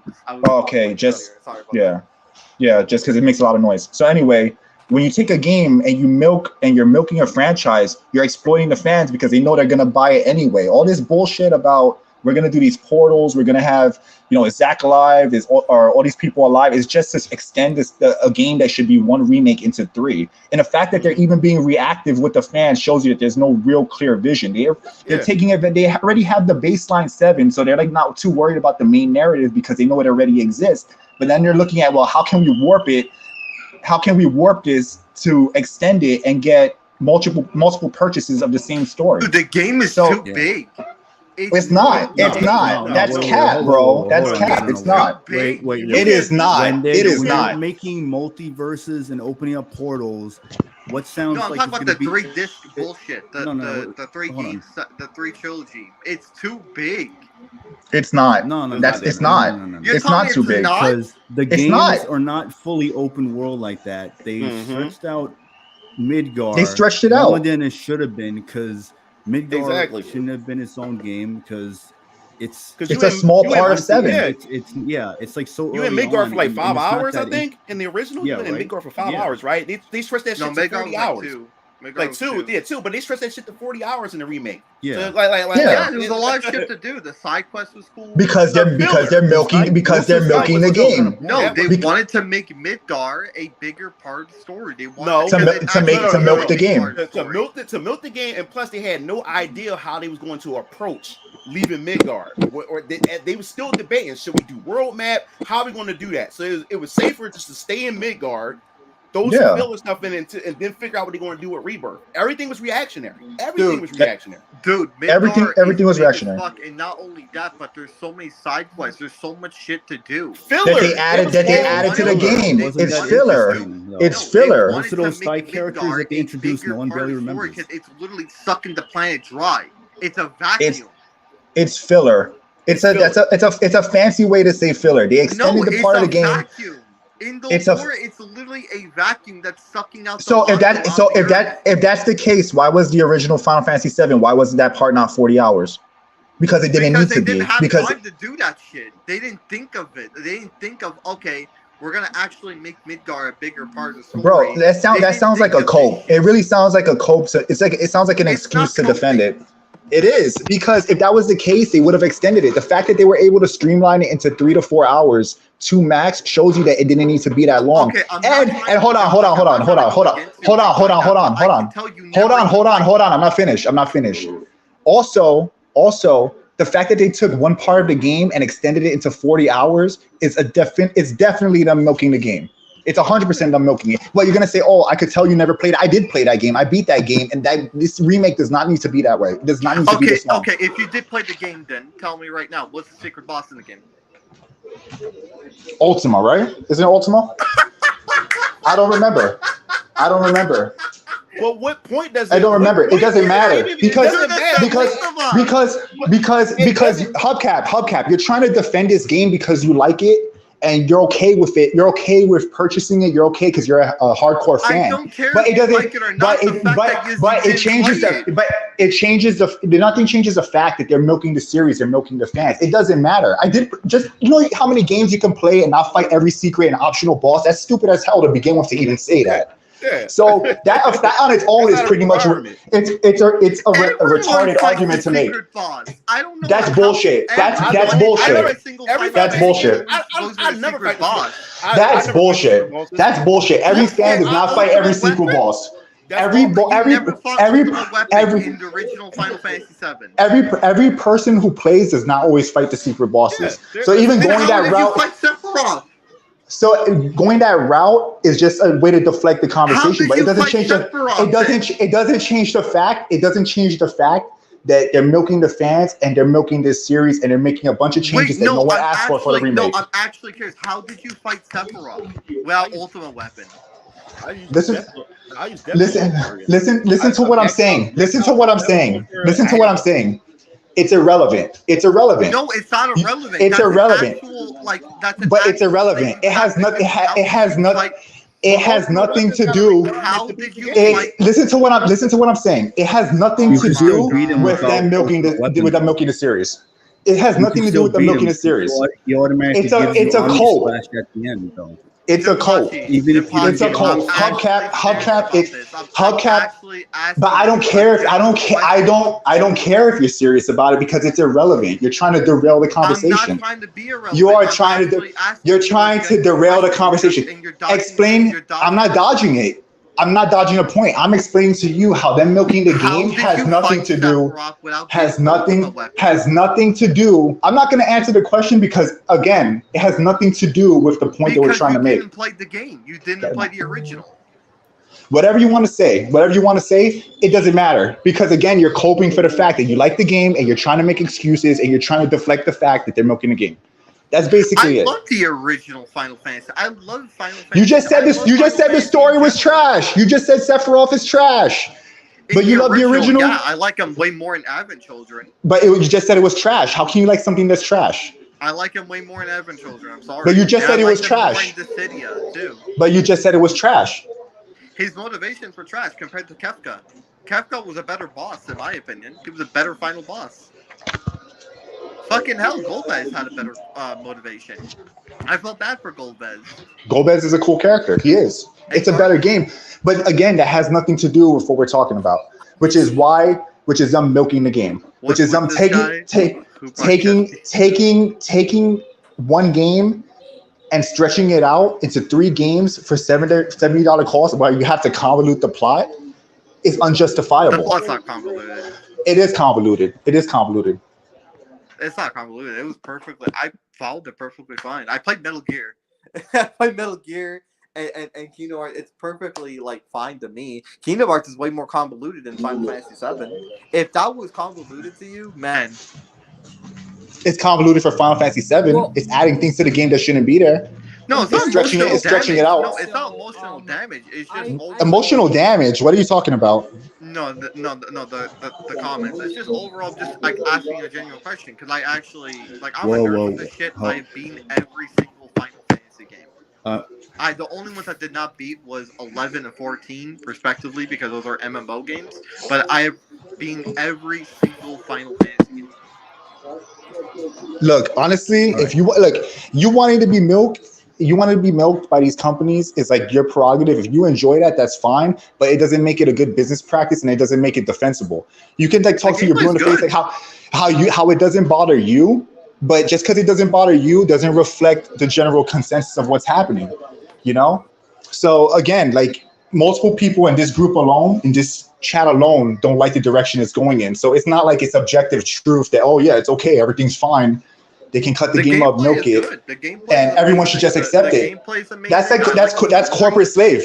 That's corporate slave mentality. If you, like I said, like they should have given fans a true remake of the game, because you're willing to accept anything that they're putting in your trough, in your plate. Anything they put in, obviously, anything that Resident Evil and Final Fantasy put in front of you, it's clear that you're gonna purchase it, because if you had a standard, you wouldn't allow that. You wouldn't be okay with something like that, you know. So obviously, since you don't care, was good. Obviously, if you don't care, that's what it is. You know, that's what it has to be. I had said definitively, I think Village and 3 Remake were garbage in the series. I will never go back and play those games ever again. I'm being serious about that. Unless I get the VR headset, and then I'll try out Village. But other than that, I won't go back to those games. I definitely think those games are trash. I don't blindly just buy Final Fantasy. No, if the combat's good, if they go back to turn-based combat, I will have a problem with that. I will have a tad bit problem with that. I'll be like, I don't know if I'm gonna get this. Like, for instance, I didn't even beat Road to Final Fantasy because I played so much of 15, and I played so much of 7 Remake and 16 to the point where I got used to the action combat so much. I looked at World of Final Fantasy, and I was just like, I even got the DLC, and I still didn't even play it. But you bought it. I bought it because I wanted. It was on sale, and I wanted to try it out too. Because you bought it because it had Final Fantasy on it. That's why you bought it. No, I bought it because like I heard you could play with the DLC. I heard you could actually play as the characters and not as the 2 annoying characters you play as. You know what I mean? Look, it's okay to like the game. It's okay to like the game, but it doesn't defend the business practices. Just say that you like it. It's fine that you like it, but it doesn't change the fact that it's a bad. That's the whole point. So all this conversation about what bosses you fought, it's milk. They're milking the fans. It's a bad business practice from a greedy company. All that other shit that you were saying is absolutely irrelevant. That's the whole point. This guy is the sort of fan that gaming. Okay, hold on. I gotta reply to this comment. Okay, gamer. No, it's like the Hobbit movie, but say what you want about Peter Jackson, but at least he was trying to make it faithful. But they milked it from 2 movies to 3, all because of WB and New Line Cinema. That's another example. No, definitely. But still better than the Amazon show. Oh yeah. But to gamer, no, I'm not the person that gaming shoes are targeting to. I like Japanese games. I support Japanese studios because Japanese studios, just like Remnant said, they actually put a lot more effort into their games. They actually put a lot more effort. I would rather spend $100 on Final Fantasy VII Rebirth rather than some shitty game that comes out in the West like Baldur's Gate 3 or something. Yeah, you know what I mean? I get what you're saying with that, but also keep in mind that there are Eastern studios that will also do some bad business practices, like Capcom is notorious for doing that, especially on the 360 and PS3 generation. There's no design that. They were shitty back then. And in this case, with Final Fantasy, you're stretching out Midgar, and it's like it's not even just that. It's just that you open up this portal, doing all this convoluted shit. You have Tatsuya Nomura and I forgot what the other guy's name is, doing like interviews, and you can't even get a straight answer from these people as far as like it seems like Mugen Lord said, like they're not on the same page as far as like how they're selling this game. Just like the first one, they misled fans in the first one. Yeah, it's reactionary. It's all reactionary. And then that's what it is. It feels like Kingdom Hearts. This is like Kingdom Hearts Final Fantasy 7 edition. Yeah, no one, something that no one asked for. Like you know, Yugen Lord even said when they Yeah. showed the PS3 trailer, like showing off the tech and all that. That's what people wanted. If they didn't tell Donkey you made a anything before you hilarious even bought the but game, true video about a surprisingly accurate recap of Kingdom Hearts, and he Oh, jokes yeah, that yeah. the true villain is Pumbaa from The Lion King. Pumbaa, yeah. No, like literally But, in Kingdom Hearts Dream Drop Distance, he literally says, "I am Hab Xehanort," and I fucking laughed my ass off. Like I still think like after Kingdom Hearts 2, they literally lost the whole plot, and they're just making shit And up that's as what they that's go. what they're doing with That's the the- 7 yeah, that's remake. basically And- what's happening with And Donkey 7. said that Kingdom Hearts Butterfly is the Sleep most was milk. fake and Oh, actually yeah. elaborate Hell dream yeah. sequence that Tigger had. Yeah, bro. Like I like with Kingdom Hearts, I only bought the main titles. I didn't even bother to buy all the other games because I'm like, I'm not buying all. I didn't even get 3. I only played 1 and 2. I bought 3 and was disappointed. I trashed that Yeah, game that's- in my review. I Yeah, a lot of hated it. people were 3 saying was a that they was big disappointment. disappointing. The update made it better though. Like the fact that they brought back a lot of this old moves in the game with New Game Plus and everything. I actually thought that was pretty cool. In the end of the day, though, it's like being able to enjoy something and enjoying the game. You know, you can enjoy something, but it doesn't mean that that's what the fans wanted or that they were willing to. It's something that they actually wanted for a remake. You know, you can like say, "Well, I liked it. I enjoyed all the changes. I enjoyed whatever." You could do that. You could like all that stuff, but it doesn't change the fact of what they're doing, and that's the truth. They're milking their fans, and they stretched out a game, and they convoluted the story in a way that didn't need to be convoluted. Something that could have been simple and sweet. Something that could have been simple and sweet.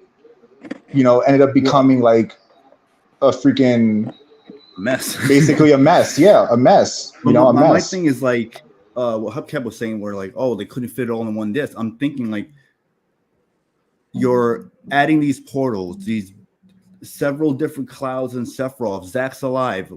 Don't you think that's more work having to do all that than just being more faithful to the creation and adding new things like the side quest or additional characters? No, because with Final Fantasy 7 on disc 2, there was a bunch of new things added, like other than Midgar. Like there was a bunch of things that were added. So for instance, there was a lot of things added other than you talk about a lot the more original enemies in the battlefield, a lot more weapons. There's a lot more towns you have to go through.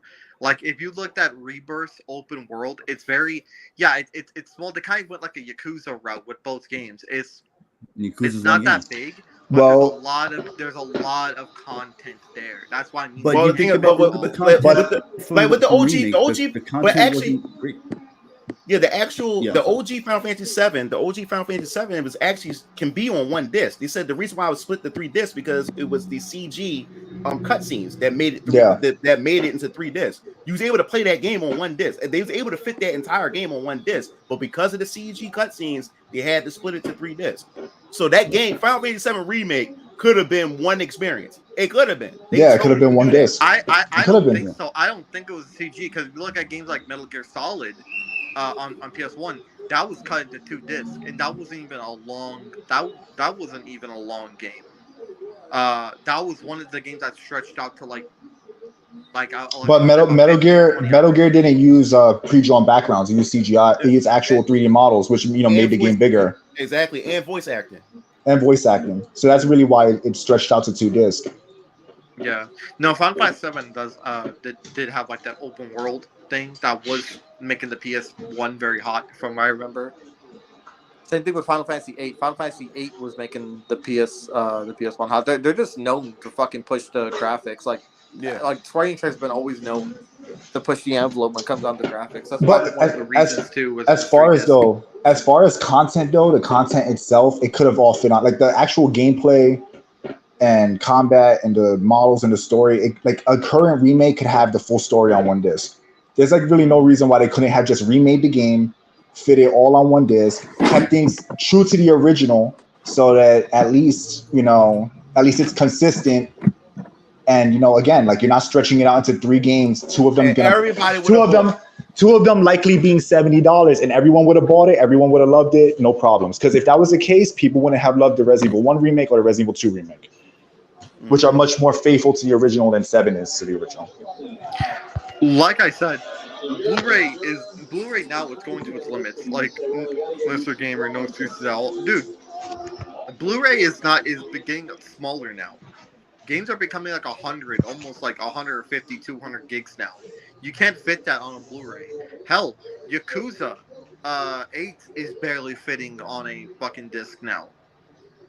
Well, most of the time, most of the game is on the disc anyway. You're downloading a huge update file. Yeah. So again, they could have still fit the full. Like, there's no outcome where they couldn't have fit the full game on one disc, because you would download the update and the update would patch in the rest of the game that couldn't fit on the Blu-ray disc. Yeah. So it's indefensible. Ultimately, you have the right to enjoy the game and like it. No one can tell you not to like it or not to enjoy or be okay with it. But like, to deny blatantly egregious shit that they're doing is not productive. You know, they should be held accountable for those kind of business practices and those decisions. I mean, it's Final Fantasy 7. In my opinion, like, Final Fantasy 7 is what Final Fantasy is. Like, that's what a lot of people like get to, like, when you hear Final Fantasy, the first game that pops up is 7 for a lot of people. You know, so that's why they're kind of like, just like, Final Fantasy 7 is Final Fantasy, even though I love 16 and other games. And the reason why, like, 16, like, because I know someone was gonna bring this up. Final Fantasy 16 was one disc because there was no open world. If you went somewhere, it was open zones, kind of like how Sonic is. So you just pick a world. I want to say, kind of like Kingdom Hearts. You kind of pick a world and you kind of just go to it, and then you have that open level. And there wasn't really much to do in those levels. But with Final Fantasy 7, you're actually like going from Midgar and walking all the way to Juna. So that's why it's such a big game. You know, it's a big game. It's big because they designed it with that in mind. They could have also have just made it one consistent remake. You know, like, there's really like no excuse for it. There's no excuse for it. I would not want a game where I would not want to get, like, that's the thing with disappointment with Final Fantasy 16. It was like, oh, you just pick a world and you just go to it. I wanted it to actually see the characters, like, actually go there. That's why I like about Final Fantasy 15. You actually saw your characters go to that location. And along the ride, you actually saw, like, other stuff. But like, there are other RPG games that do that, though. There's like Star Ocean.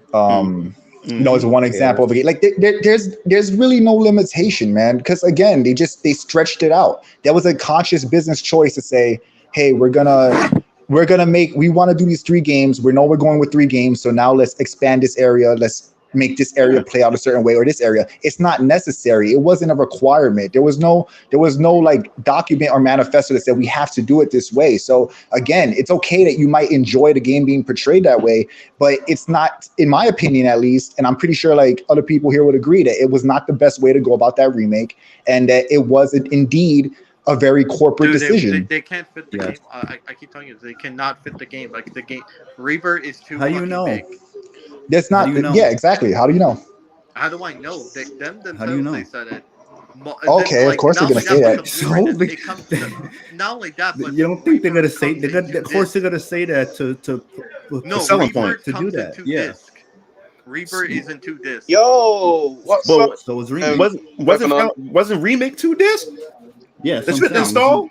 No. Yeah. It You wasn't have 2 to discs. install and then to play it, but this is actually like 2 discs, like this one. Yo, what's up, Megan Lord? Yo, well, Head of anime.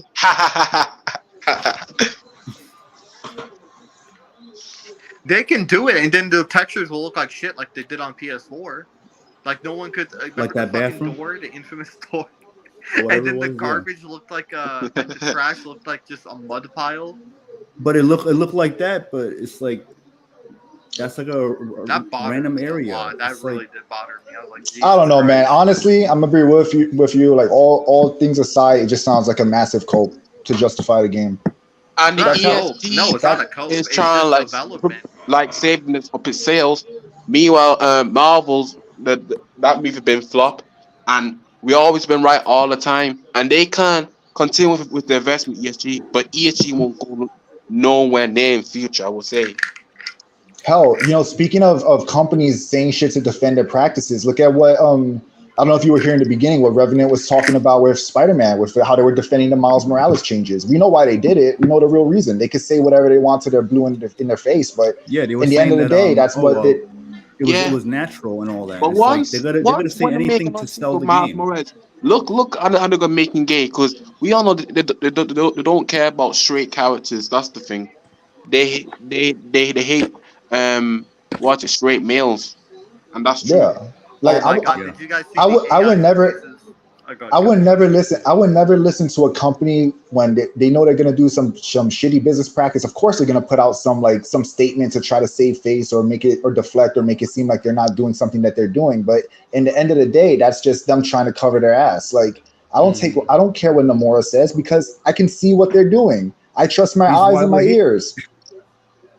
So again, Like that I game. said, man, There's many games, and there's a lot of open world RPG games that don't need to have multiple discs. And that game being extended the way it is a corporate and financial decision to milk the games. If they could have Red easily Fantasy have is gonna be 2 discs. they could have easily have just put it all on one disc, had the full story there, had a better story, a more flesh things out, better story. Like it was not impossible. They know that they can milk the fans. They know it's the most popular Final Fantasy game. And of course, they're going to take advantage, and that's what they're going to do. Whether you like the game or not is fine. But again, it's a terrible corporate decision, and it's taking a story and making changes that didn't need to be changed. No, True. Grand Fantasy is gonna be That's true. is gonna be multiple discs.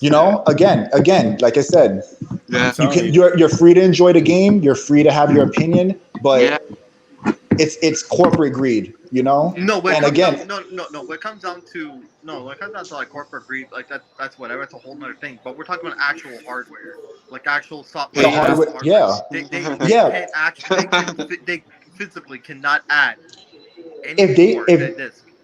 if they That's went what they into want the, to if they went tell in, you and other people that in Mhm. order to sell the game. if they went in with the mindset to That's remake the point of game, corporate greed because they're trying to tell you that. yeah. If, yeah. if, That's if the they thing. I'm sick of the corporate greed.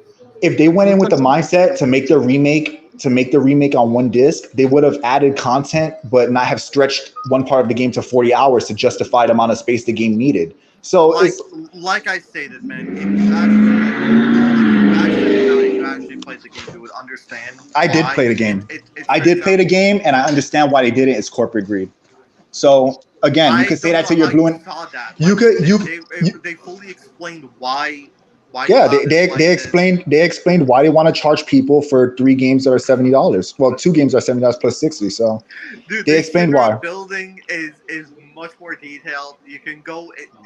There's actual lore now with the Shinra building. There's actual lore around the slums. They even mentioned Zack multiple times. Again, if they wanted to, dude, it's an RPG. Okay. When I saw them doing Midgar, the quick assumption was, oh, they're gonna make it like Yakuza, where it's very dense, but it has a lot of content. Like I played the game. Look, we could agree to disagree, but it just sounds like a massive cult. It's fine. It's not a cult. That's what it comes across as a cult. Because again, they could have remade the game and they would have put the appropriate amount of content to have every part, like basically to have the full story told. Yeah, exactly. With it being on one disc. The reason why they're doing this is because they know they're going to put the game on they're going to sell you 3 different games. So of course they're going to extend the game longer for that reason.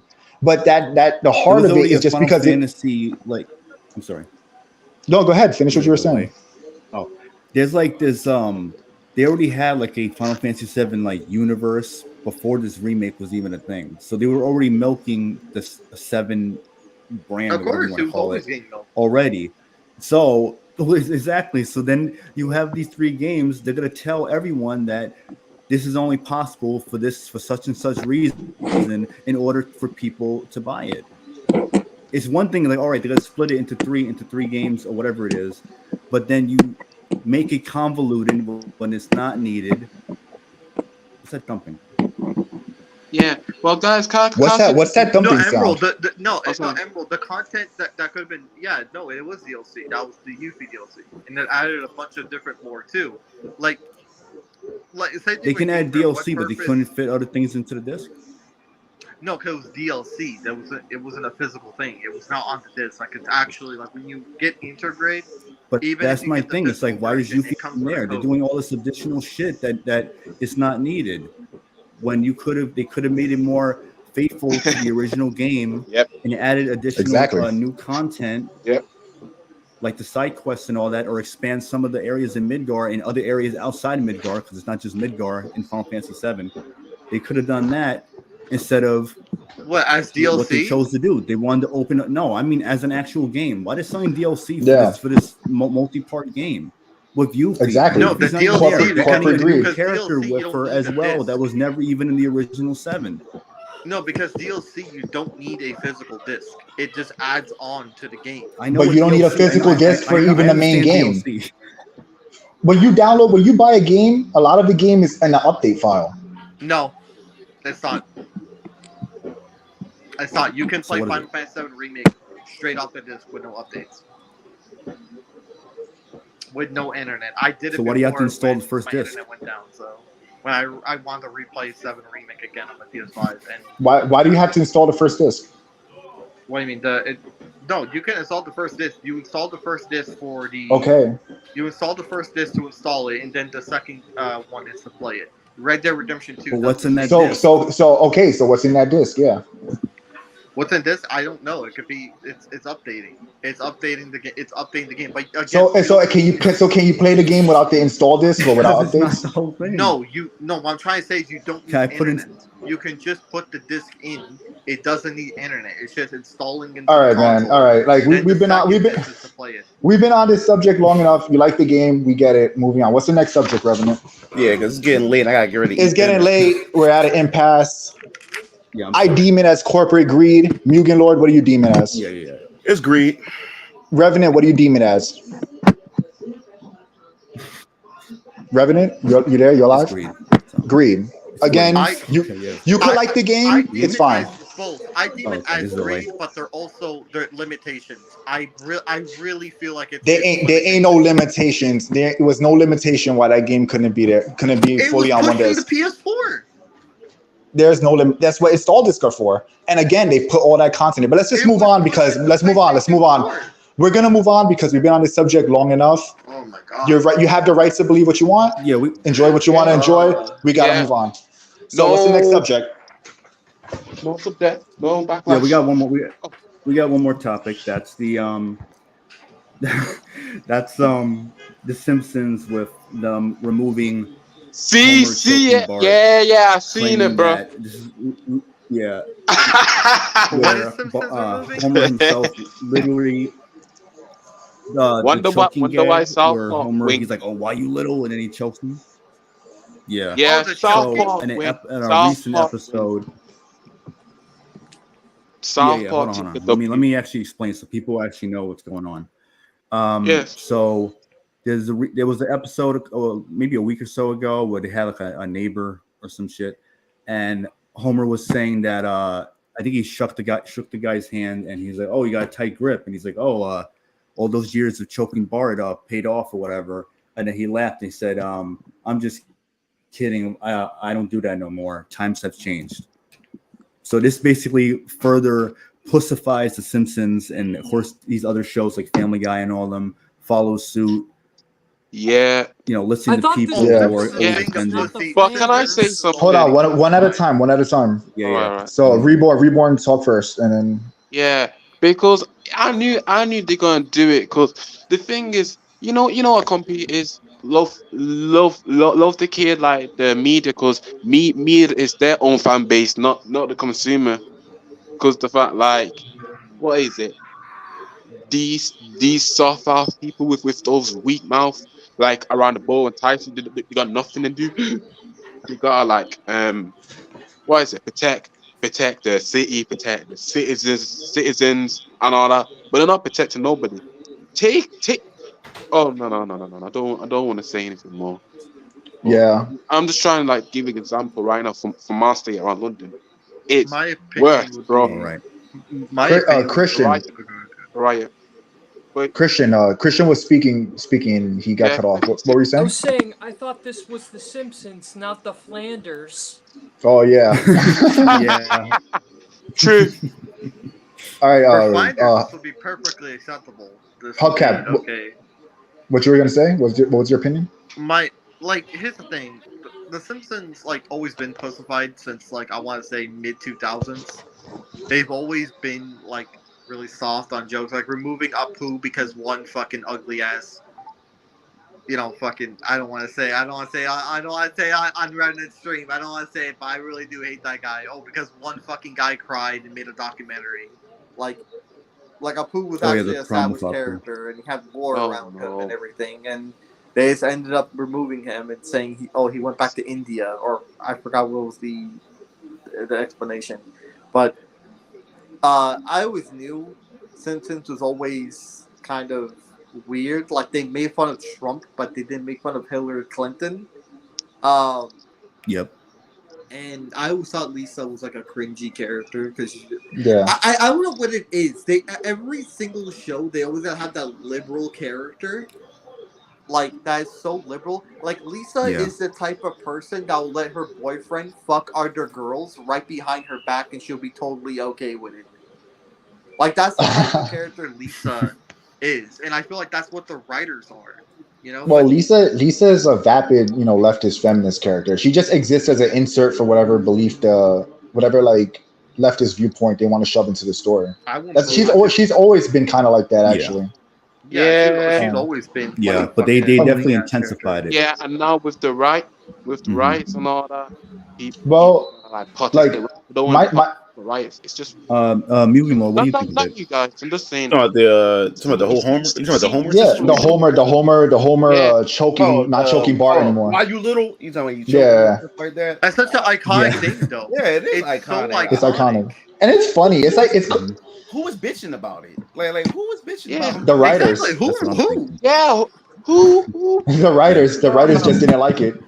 I mean, it was like even as far as abuse goes, it was so cartoonish the way his neck would stretch out and stuff. It wasn't even really it wasn't a dark violence. It was cartoonish, So I really just think somebody when somebody in the writers' room just didn't like it, and they took advantage of the fact that they got to write the story and said, all right, we're gonna add this in so we can retcon it out. They took it upon themselves and it was agreed upon or whatever. Because after 2015, they became like heavily leftist, right? Wasn't that they started going crazy with it? Oh no, back in 2013. Yeah, that's why bigger YouTubers too, y'all. Right before Trump, right? Right before Trump got elected. Like when Obama got reelected. Mm-hmm. Yeah. And even I used to remember Abby go crazy when Trump's take over as president. But now everyone crazy, yeah. I mean, they should have just ended The Simpsons after. They should just end The Simpsons. I mean, you even hear Marge's voice actor, oh gosh, it's horrible. Have you guys heard what she sounds like now? Have you seen her voice can't take it anymore. She can't take it. Lisa and Bart, they sound old. They don't even sound like. Yeah, bro. They don't want you do and it. They're not getting paid. Let the Simpsons rest in peace. No revival. No, I agree. Should have been done with the movie. See, that's my opinion. I like Family Guy the most. Yeah, ended after the movie. The movie was pretty good too, so that would have been a great place to just drop it, Yeah. And plus, Disney owns Fox now, so I'm pretty sure a lot of the ideas that they a lot of the ideas that they have that they probably couldn't execute before because they had more pushback from Fox. They probably now have free reign to do whatever politically correct or liberal nonsense they want, And Disney's one of those people, bro. Can't stand those. Hold on, real quick. Peace out, Mr. Gamer. See ya, Mr. Gamer. See ya. See ya, Mr. Gamer. So, Mujin, anything else you want to say about it before? Oh no, it's just stupid. You nailed it when you said somebody in the writers' room who didn't like it, and they had the opportunity since they was writing the episode and say, hey, let's just retcon the shit out of this. But I think it's stupid. Family Guy American Dad. It was iconic. It was it's iconic. It was funny as hell. You thought nothing of it. You thought nothing of it. Yeah. Who still watches Emerald Towers. Anyway? Family Guy American Dad are the best series. Who still watches it? That's a thing. Who still watches Simpsons? I was about to say that too. I don't watch that bullshit, bro. But you know what? People probably praised them removing it too. Fuck that shit, bro. So we've been on long enough. Mugen Lord, thank you for your time. I know you were, you had a tight schedule. I really appreciate you coming on. No problem. No problem. We definitely gotta do this again. Yeah, In the future, yeah. Yeah. Are And you and Yeah, I getting appreciate Eastern you coming games? by. Are you pre-order Eastern games? for sure. So definitely, I'm looking forward to collabing again with you. Revenant, you want to close things out because it has been 2.5 hours, so I think it's time. We wrap things up. Covered everything anyway. Yeah. I So did want to say something. I did want to say All right, one make thing about quick. The Simpsons. I'm very sorry, but for the people who wanted to write that joke out, like, did they not ever get well? Obviously, like, did they not ever get their ass beaten by their fucking dad? Like, I'm pretty sure everyone in this whole call got their ass beat by their moms or dads. Exactly, bro. I'm pretty fucking sure everyone in this whole chat room. Oh yeah. Sorry, y'all. Yeah. I can't stand these. This is definitely a very modern thing. It's definitely a very modern thing. Mhm. But all right, so All right. Can I say something? So that being said, let's close things out. Yeah. So thanks for everyone coming on. Anyone want to plug Yeah, their we channel or appreciate you anything guys that they got coming. before we go? Well, yeah, bye. Bye, Christian. Have a good one. ladies. Yeah, for joining. thanks for having me on. Yeah, You thanks, can- bro. definitely you can check out my channel, youtube.com/MugenLord. And I cover video games and social commentary on a lot of the culture war issues that's going on in the industry. And yeah, that's pretty much it. Yeah, everybody check him out. It's a good channel, and follow him on X.